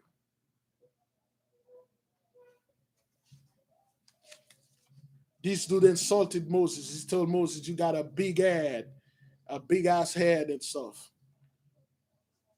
Moses told him, Prince Moeris. Moses gave him that look. Forget not yourself in my mother's palace. For those of you who study those big ass English, when royalty is talking, say, forget not yourself in my. This is a big threat right here. Forget not yourself in my mother's palace. Define forget yourself, brothers. Some people probably, thought something else, but he told him, Prince Moeris, forget not your, and with indignation, with hatred, say, forget not yourself in my mother's house. Technically, he told him, like, yo, if you were outside, Moses was an OG, man. Moses was a real OG. Moses technically tell this dude, yo, you lucky you inside mind your manners. Forget yourself mean mind your manners. Careful. Don't overstep your boundaries. Moses technically tell him, yo, you lucky you are in my mom's palace because you cannot spill blood. It's a law. You can't spill blood inside of the palace and the temple and stuff. Negro, if we were both of us in the field, they would have found you floating in the Nile. That's exactly what Moses telling with indignation. Forget not yourself.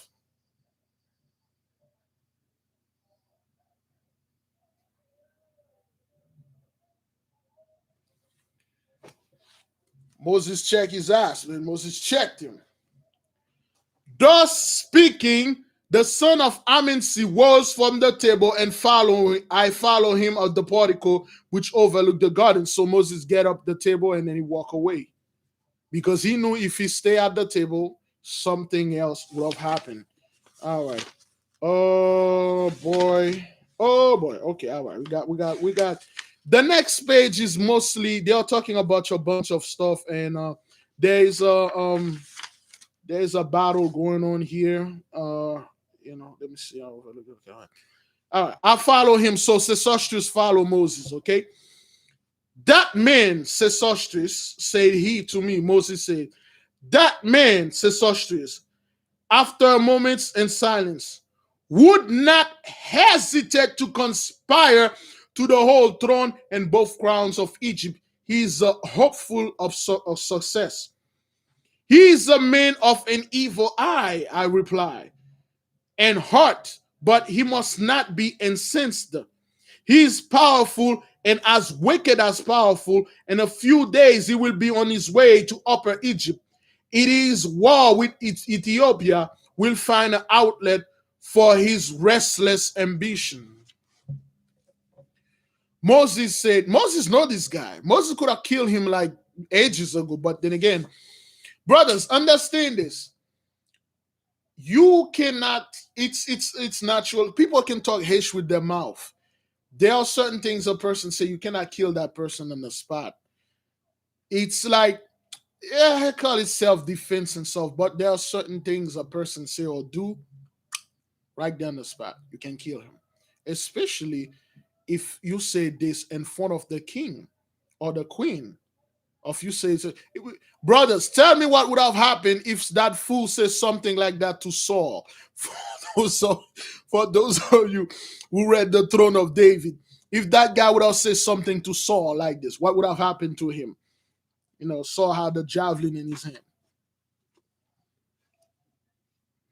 Moses said that guy, he got evil eyes.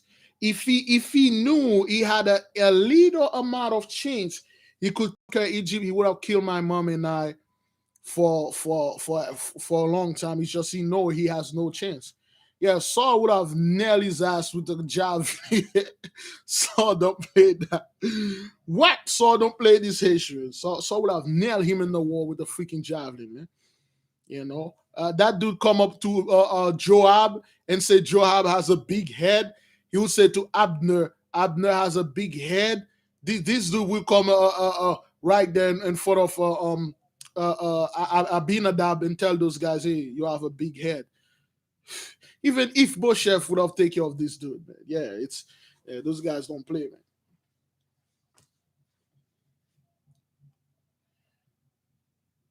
Suppose the gods, guardian, your gracious mother, the queen, you should come to the throne. What, Ramesses, would you do to with for your cousin, your father's nephew? Would you suffer so dangerous men to hold the vice royalty or upper nine?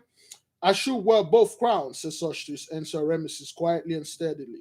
While we were thus conversing, a Hebrew page came in and said, he says such this as Moses just told him the answer we were all wanting to hear.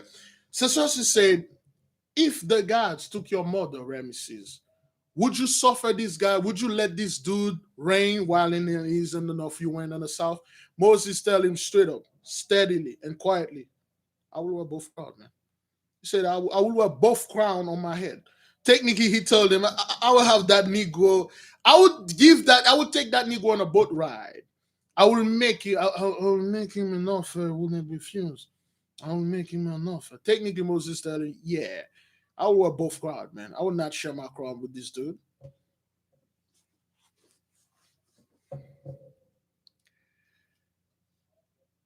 While Moses was talking, where the hell am I?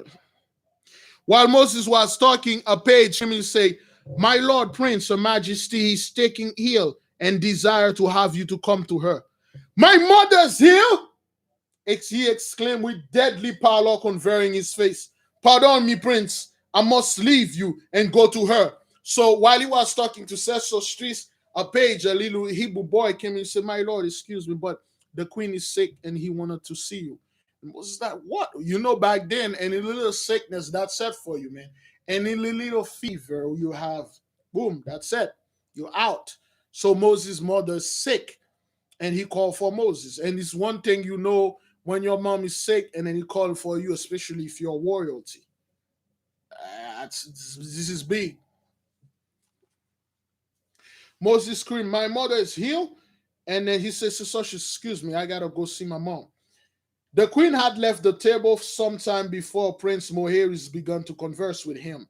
So all those trash he was talking, the queen just left the table. So Moeris wait until the queen left the table, so he started talking trash. So the queen had left the table sometime before Prince Moeris began to converse with me, excusing herself on the plea of slight fatigue and indisposition, for she had passed an hour that day in giving direction to chief architect. And so she spent 1 hour giving direction to the chief architect, the guy that was supposed to build the new city that they were having. Okay, all right. Now, brothers, there's 4 pages. No, there's 5 pages. It's just they're describing a bunch of military stuff. A lot of them may not make sense to you, so I'll try my best. I'll try my best, brother, to show you the military stuff. But it's a bunch of military jargon and stuff like that. So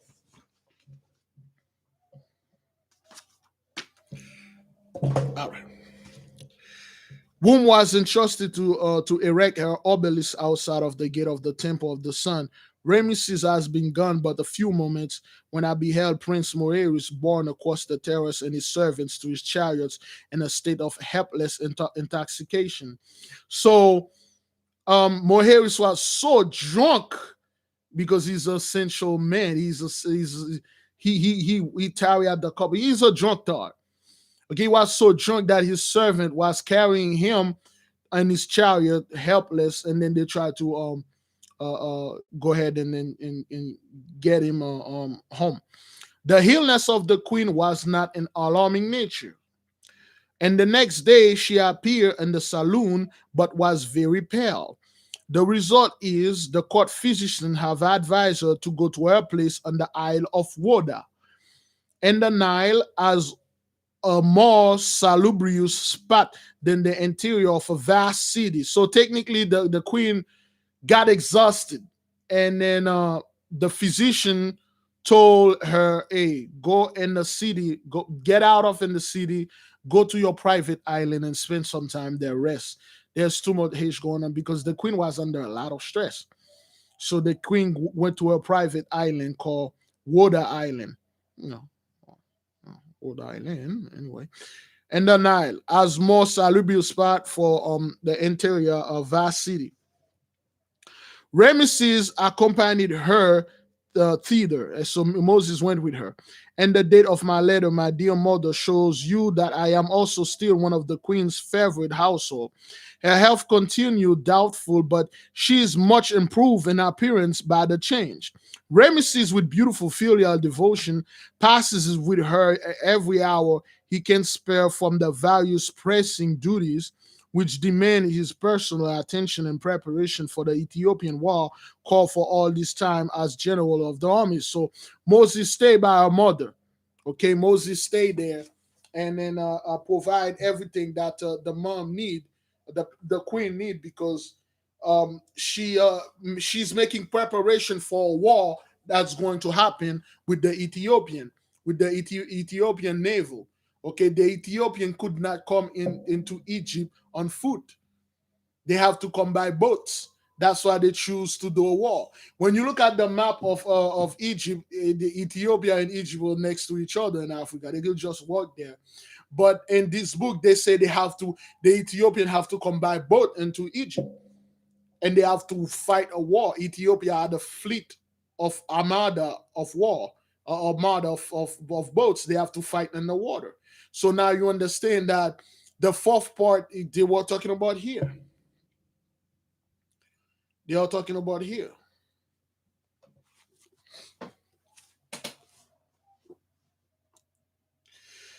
Opposite of the palace in which I write you, the plain between the river and the pyramids is covered with a vast army assembled there within 3 days.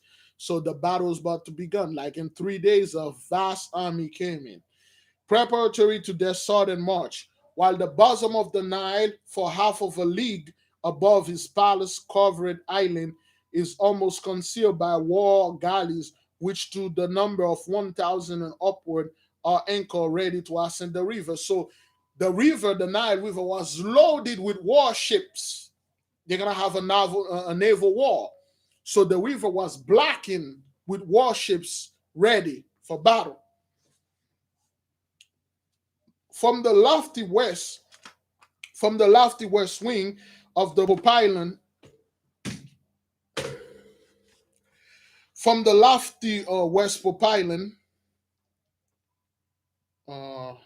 Popylon of the gates of the island palace of the Pharaoh, I come in not only a prospect of the fleet, but of the plain of the pyramids outside of Memphis. I have but to turn slowly round from that elevation to see on, which is 360 temples, its garden and towers, and Rahamesses, the treasure city to the east, to the south of the Nile, and start with barges and gay vessels. When they say gay vessels, they mean something else.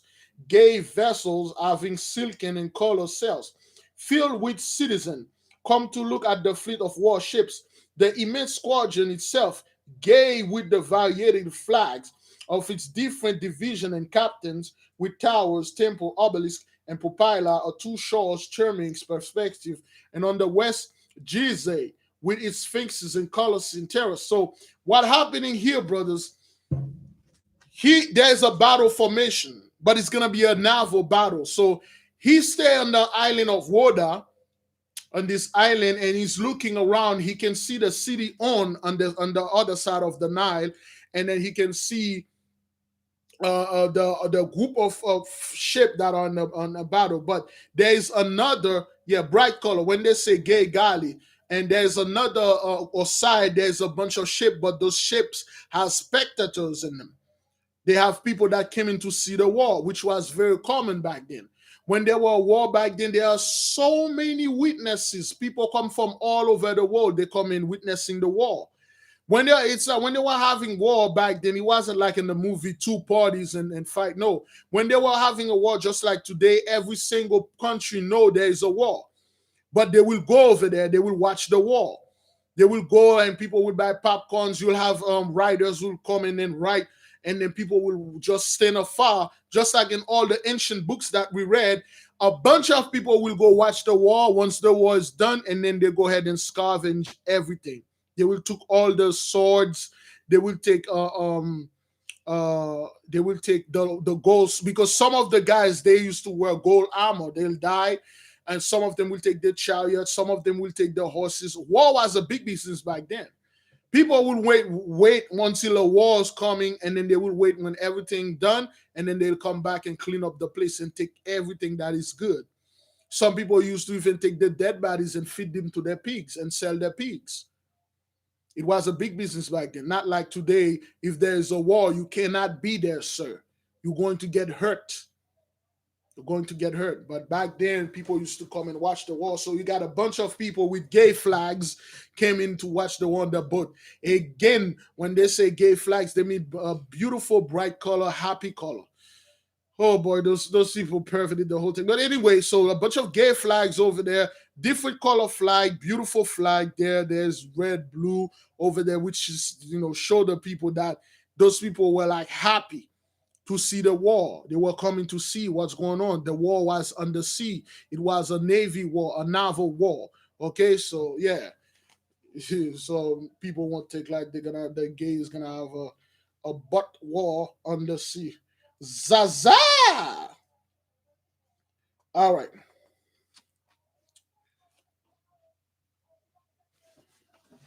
Oops, let me see this. So he looked over, he see Memphis, he saw the city of On, he saw all the city, he can see everything. Everybody's there waiting for that war. Between the city of this mysterious mausoleum, which means museum, stands alone amid gardens the red granite temple of Ptah and Ator, the two chief divinities of Memphis. For Harpis, the sacred bull of Memphis is not a divinity properly, but only a visible incarnation of Osiris, the emblem and top of the power and strength of the supreme creator. Imagine, oh boy, this dude is describing everything. The beautiful guy. I'm gonna jump all the way down. Everything, and then they have like somewhere around a battalion of 12,000 cavalry maneuver in the scene, which I and our since beheld on top of the gateway is before you. Since I wrote the last sentence, I have witnessed a naval review. So he is writing this while all those formations stuff with a sham battle. So a sham battle. Anybody can define the word sham, sham, S-H-A-M, sham battle, sham battle. Get some of that water.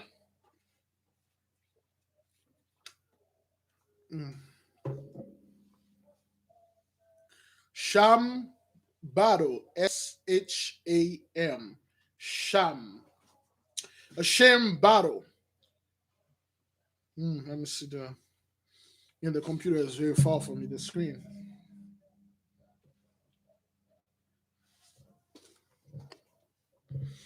Let me scroll. A sham battle. Sham, where we were. A sham battle. A review with a sham battle. Sham battle. The Prince Moeris in a gorgeous galley decorated with all emblems of the city and nomes of Egypt. After displaying the skill of his 100 horsemen and the swiftness of his vessel in front of the palace before the eyes of the queen, moved among his ships and gave orders to his division into line of battle. Fake. Thank you. A fake battle. Mount up. Fake. Sham battle. So Moeris came in and his ship and his gay ship with a bunch of gay flags, so to speak. And then he did a little maneuver in front of the king, in front of the queen, and stuff like that. And look at everybody, with his both hand on his hips, like, and then he come in the ship to go, and then they were going to do a sham battle. They like sham battle back then. It's like drill, okay? Drilling, for those of you who are in the Marines and the military or army. Sham, drill. Okay, I want the real definition. Sham, trick that delude, hoax, fear that deal with was. It was like something they do to. It's just a drill to show their military might. Okay, we are in page 109. It's just something they do to scare the tactics to imply to scare, to show the other people. We got muscle here. All right. But the ships of the captains were larger and more imposing. All the galleys were handsomely painted, and the whole fleet together made a splendid moving spectacle, which was heightened by the 1,000 bannerets fluttering in the wind, and the 10,000 shield and spear gleaming in the sun. So you got an exercise, a drill. Now you got a bunch of dudes on those ships, and then they got all the armors. They're ready to board other ships and kill people. And they were held in hands and the soldiers upon the deck.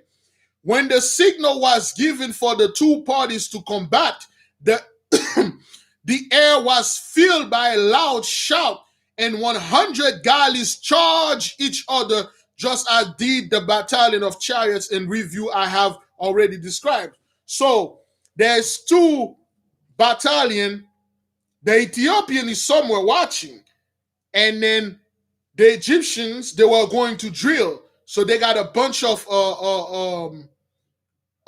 ships, and on the right, on the up, a bunch of a ship down. So they are go ahead, and then they are running, they are warring toward each other's, and then they give a loud shout. Everybody's clinging on their shield with their sword, and then they're about to do what they are doing. The vessels set in motion by the warriors were driven towards each other with a terrific velocity. So they were coming very fast. The Abyssinian soldiers upon their bows, and the bowmen and the tops shot off flights of arrows, which sounded like a storm of wind, and they hurtled over the air. So you got thousands of men draw their bows, and then they let it go at the same time. And then it sounds like the whole wind, like a hurricane.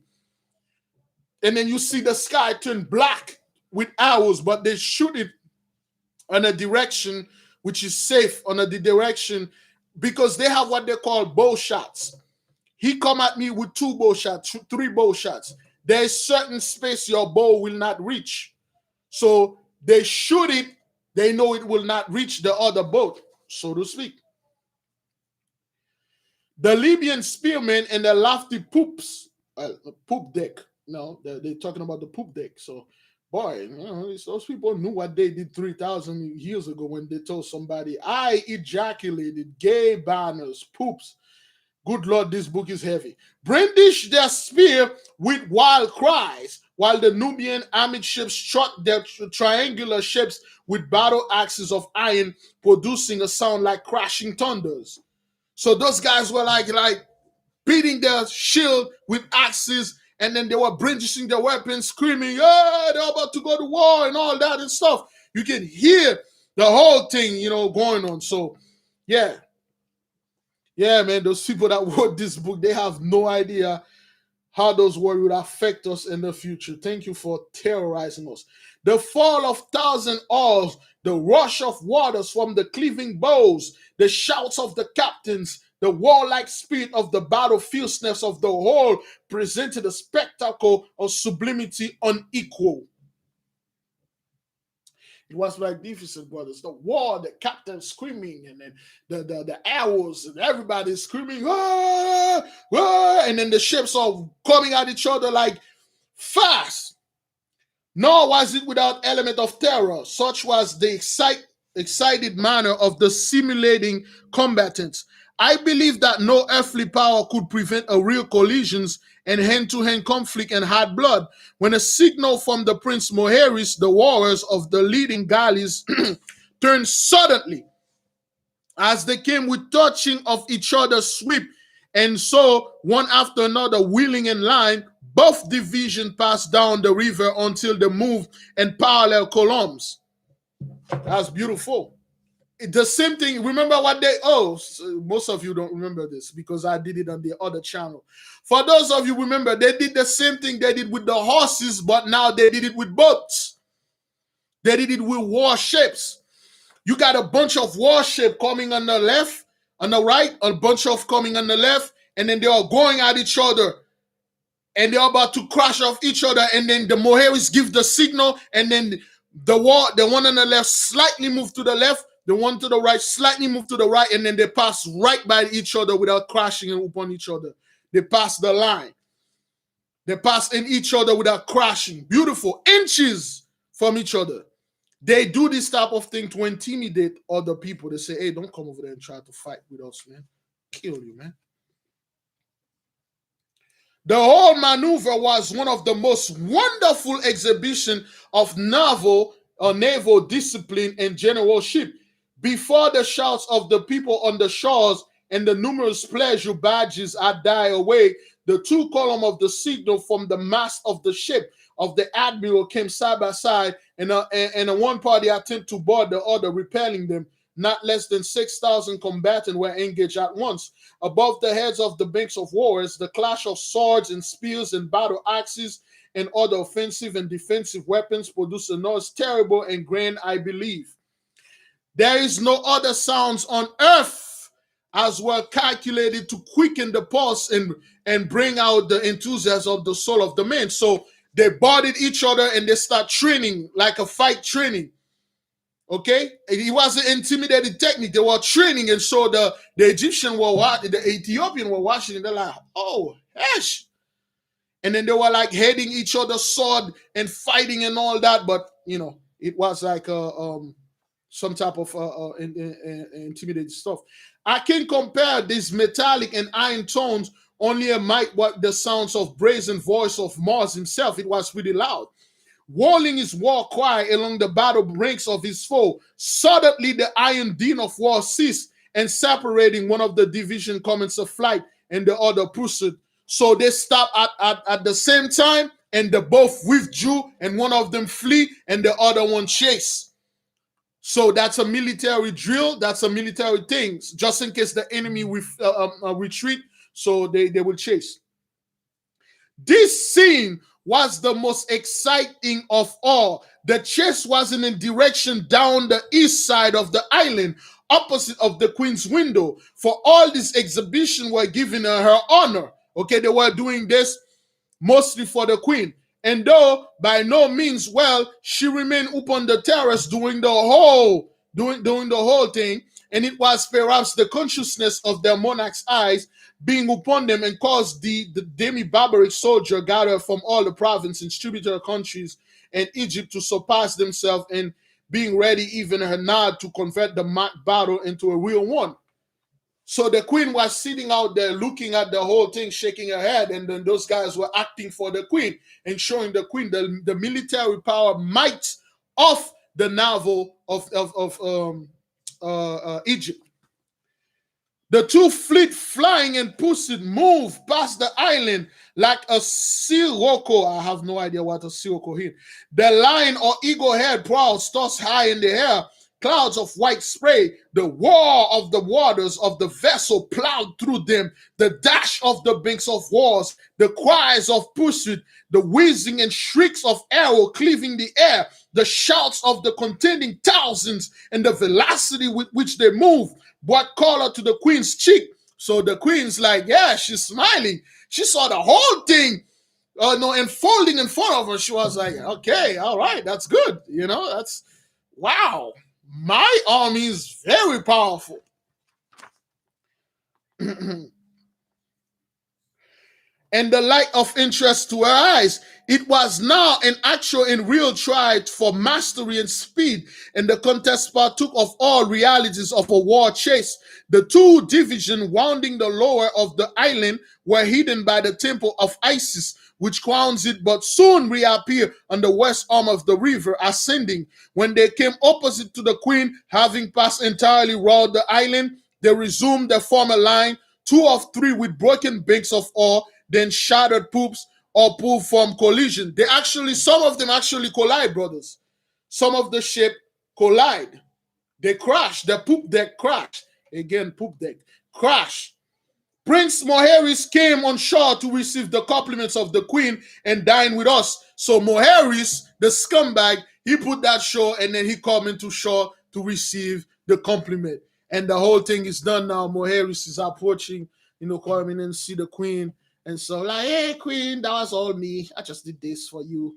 And then he came in into the queen and stuff like that. And dined with us. Ramesses was not present, so Moses wasn't there, with being the cohort of cavalry, for he is visiting and expecting every arm of the service as he intended this shot. And the most formidable host that has ever sent unto Ethiopia. Adieu, dearest mother, and believe me. So the Ethiopian fleet, they saw that exercise, they get the hell out. So this is the end of letter 9. Brothers and sisters, all praises to the Most High. This is the end of letter 9. Give the Most High all praises for bringing this information, hidden history, unto the people. All praises, brothers and sisters.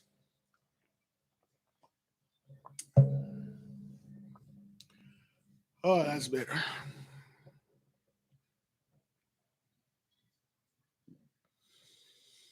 Yeah, all praises to the Most High for giving us this history, brothers and sisters. Thank you.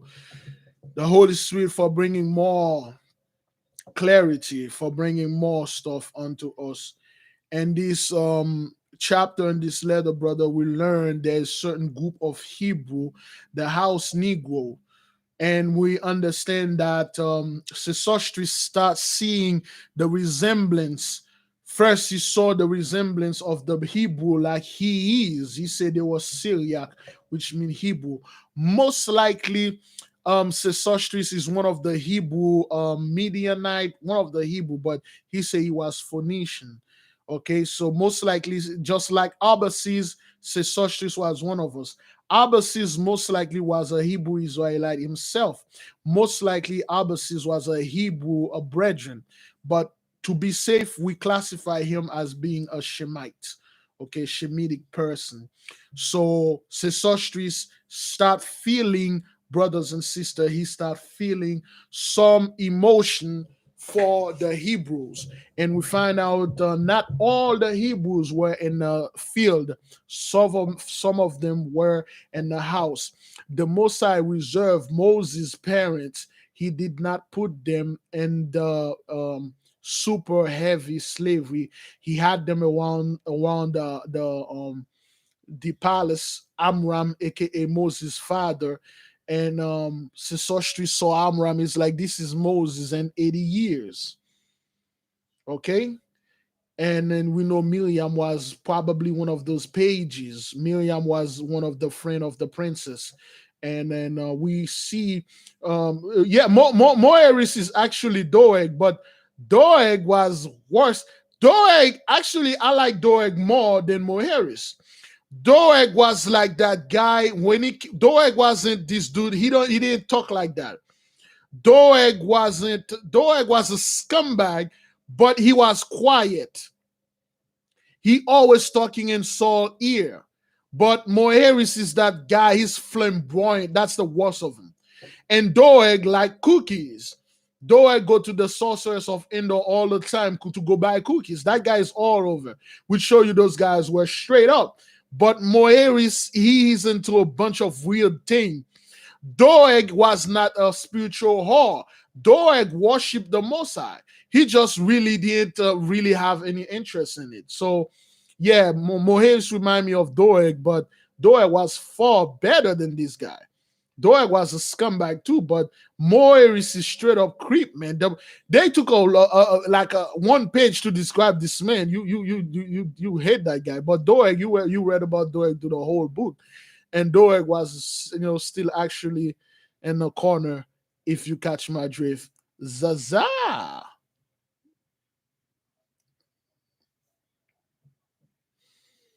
Yes, brother. So you learn in this letter that Moses actually he made yes the Moses actually made a promise. He said when he become Pharaoh, he will free those people, but he doesn't know how to do it yet, and he's praying on that. Yeah, so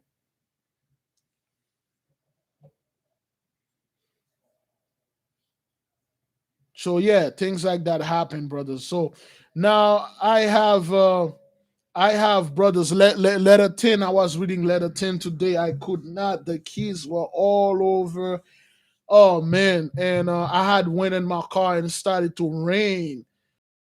It was all over. I couldn't finish it, study it, but hopefully tonight, when I get a little time, excuse me, if I'm not making any videos, I don't know if Big Judah uploaded any video. I don't think he did. As we were making this. So I don't I'm kind of like spent. I'm going to spend a little time. It's just anytime I go out with the family, they just run me to the ground, and yeah, so now people you understand that back then when a man left the wife for years and somebody have to put work on that, okay? It's not that's a lot of people you had to be living in that time, brother. Okay, you had to live in that time to understand why women and men used to do things like that, because back then, brothers, when people used to marry, they didn't marry because they were in love. They married because money, because dowry or whatever the hell the name of that what was money. And a lot of people, they know that queen, a princess marry prince, they know they marry for the strength of the kingdom. They weren't selfish, and they know what was going on. They know the prince know this kid is not their daughter, and the princess know the prince was messing with the chambermaid. It was, oh, brothers, some of the story I'm reading, I'm like, God, oh good lord, no. I'm like, wow, good lord, man, this is crazy, man. Wow. Those princesses who are doing those, they are horrible people. Yeah, it was a hot mess, and like, oh, those people were talking like when they show you those movie brothers, they show you those people as some type of being high moral. Those people are being morally superior. They were always faithful, but when you read those things, you're like, oh crap, those people weren't. When you read the story of Judah, man, you're like, Judah was a massive whoremonger. You read the story of Reuben, what Reuben did to his father's wife. She got drunk. She took off all her garment like women do all the time when they get drunk. And she was lay on her tent just like that. And Reuben got out in the tent and saw this, and Reuben took advantage. And the Most High give Reuben a burning upon his third leg for 7 years. Non-stop burning. And then if we have time, we will go into the 12 patriarchs. We will read one each day and go into a lesson in each one of them and connect them.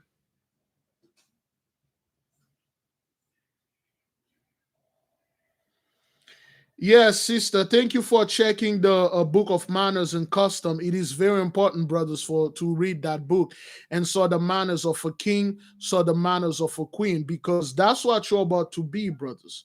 Okay, so there's certain way you have to talk. There's certain ways you have to do things. Understand this, brothers. I am not promoting cheating on your wife, cheating on your husband. But certain things that happened back then, you have to understand why they happened. Certain things the Most High actually did himself. He allowed it to happen to because he want to fulfill his prophecy. Do not question the Most High.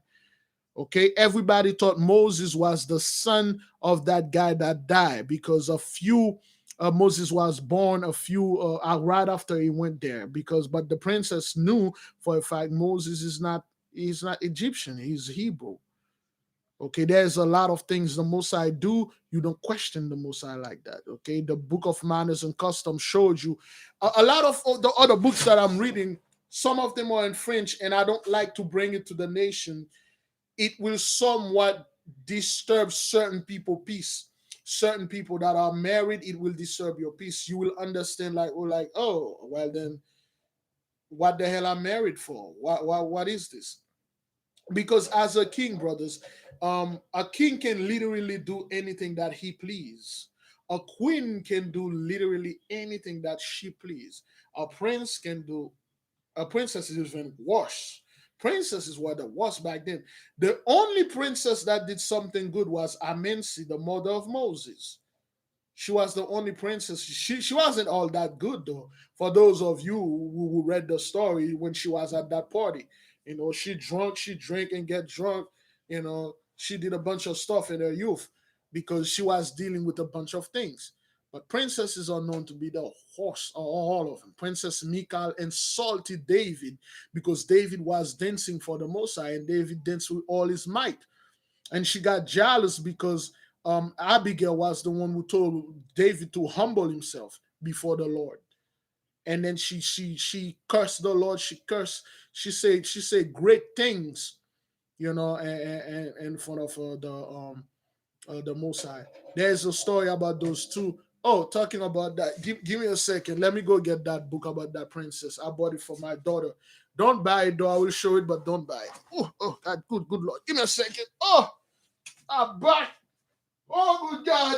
Oh, I am getting old.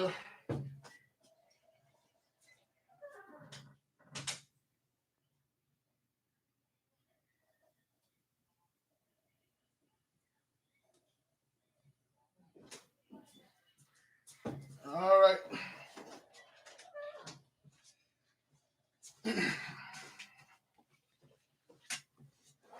Here we go.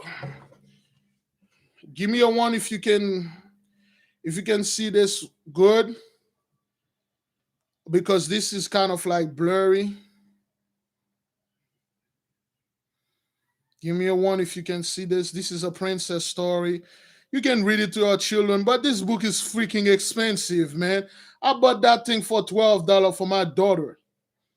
This is a story all little children in Haiti know about Princess Mania, but this book cost me $12. This book is like, it's like 6 pages, man. That thing like is $12, man. Okay, it's just a story about this princess. I'm not even going to tell the story, but you can see that's her and her father in Haiti, and then they were ready to go to. It's written both English and what they call this again, and Creole. So she with her father, they were going to hunt, and then while she was with her father, there was a tiger. A tiger was skulking around. The tiger hid, and the tiger was looking.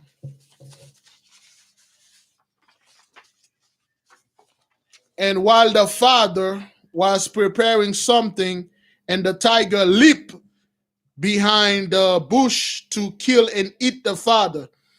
And then with the lightning speed, Princess Mania saw that. and then she grabbed her bow and shot the tiger dead. She was sitting down. By the time the lion jumped on her father, she just opened her eyes and then grabbed a bow and then shot the tiger dead. So her father was happy with her, and then excuse me, the father tell her thank you.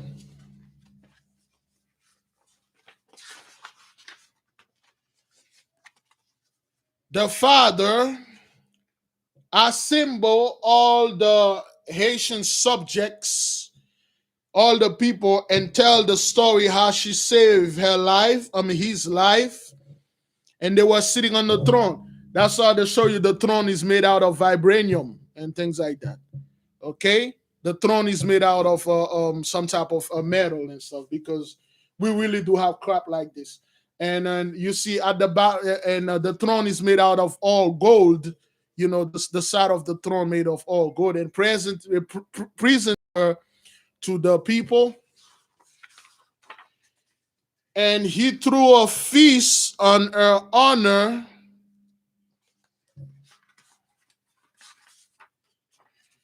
And then they danced together the end. Okay? So that's the story, and then it's written both in English and Creole. The name is Princess Mania. So I know this story. There's a bunch of things that kid does. Those weren't stories, brothers. They actually did happen. There is a story of one of that princess, one of those Haitian princes. You know, the emperor Jean-Jacques Dessalines, he was an emperor. Before him, no, after, I think it was Emperor Suluk, when he was ruling down there during empire. He has a bunch of daughters. Man, those kids were horrible, man. Yeah, it's heartwarming, but $12, man, come on. It's just, you people swagger jack me because my daughter loved it, so I had to buy it from her. But as a scumbag, I will not recommend somebody to buy this because it's expensive. I'm a cheap stick myself. I wouldn't have $12, but it's a beautiful story. You know, if you want to read it about the story of all people, what they do. But God damn, man, I'm still like, yo, man, I got swagger jack, man. Oh man, I got finest there, man. $12, man. Jeez, man. I'm not regretting this. I'm not gonna be that guy, but come on, man. Really, man? It's like, yo, man, highway robbery, man. Got swagger jack, $12. But anyway, so my daughter, she loves it, and she like I keep telling her a bunch of story that kid does, and I wish like I don't want her to be like that because she's pretty fast. And then now you understand when you watch that movie, what they call this movie again? I just bought that book to Sister Antoinette that want to know about all those princes. Some of those princes, they were good brothers. Those are not stories. Those things really happen. You know, some of those princes, they were horrible princesses because they can, just like how this kid killed that lion and the father danced with her and then, tell the whole story. And then she can tell her father anything, the father will do it. And then the princesses, they will go out there and then give that cookie all over the town and then hire an assassin to kill all those men that participate in that bakery so they won't go out there and then soil their names. Oh, those princesses were horrible, man. Those rich girls, I told you I dated one of those rich girls. They were horrible. Well, not even dated. We were friends. We went to those private war school that I ever go, all pretentious. I hate being around a bunch of dumbasses that are here because their parents got money. I like challenge. And I could not. It's not up to my own horn. I could not be challenged. Nobody could not challenge me because in that school, when you are in a school or when you're in a place you are the smartest guy, you're not supposed to be there. I like being on a place that at least I know somebody can challenge me. There's a group of people that can challenge me. The bunch of people, they just got money. So there's so many princesses story, brothers. It's just We don't have time for this. But they were horrible people. Those princesses, 99.99% of them are horrible. They did things like, for those of you who know Zaila, man, Zaila was horrible. Because of the emotion, though, because they were young, and then when they need something, because understand, when you are a princess, you pretty much can get whatever you want. Okay. So when they want something, they could not get it, and they will use force to get it, and then they will use like heavy forces, man. Oh, so yeah, a bunch of things. I got a bunch of books, stories here. I got a story about the chemical kid or pharmacy kid. It's a good story. Chemical kid, man. Or pharmacy kid. That story is great, man. That's a great story. But most of you will not understand it because you need a degree. If people that are on the farm side, people that know how goat poop look like, how goat poops look like, you will understand the story. But if you never see goat poop, like how goats poop, you will not understand it. And Chemical Kid is a great story, man. I love it. When I was a kid, so many great stories of our people when they were ruling and they were in the blessing. The vibranium they used to have there, we call it vibranium, but they got a special metal they have. Yeah. Oh boy. Anyway, brothers and sisters, everybody clear on that? Everybody clear on the whole story, Ramesses and all that? Anybody good? We're good, brothers. Everybody good?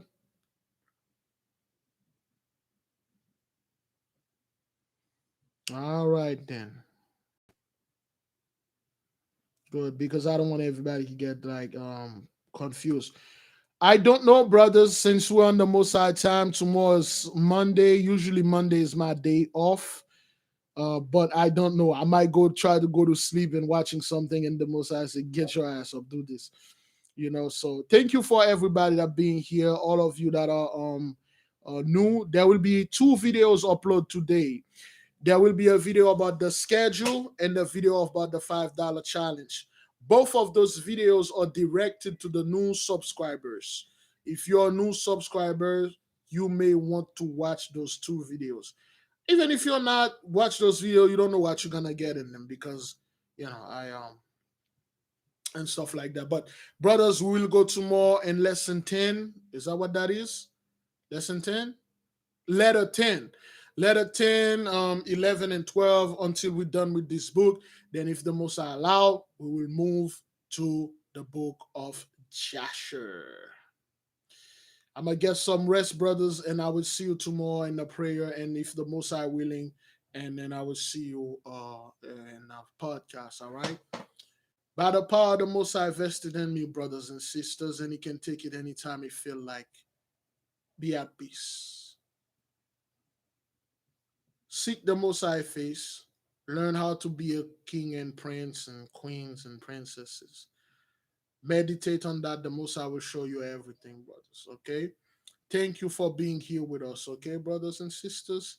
Thank you. And I will see you folks tomorrow if the Most High allow. Let me leave you with the little song. Oops. Reason 10. Green. Sample manipulator. All right.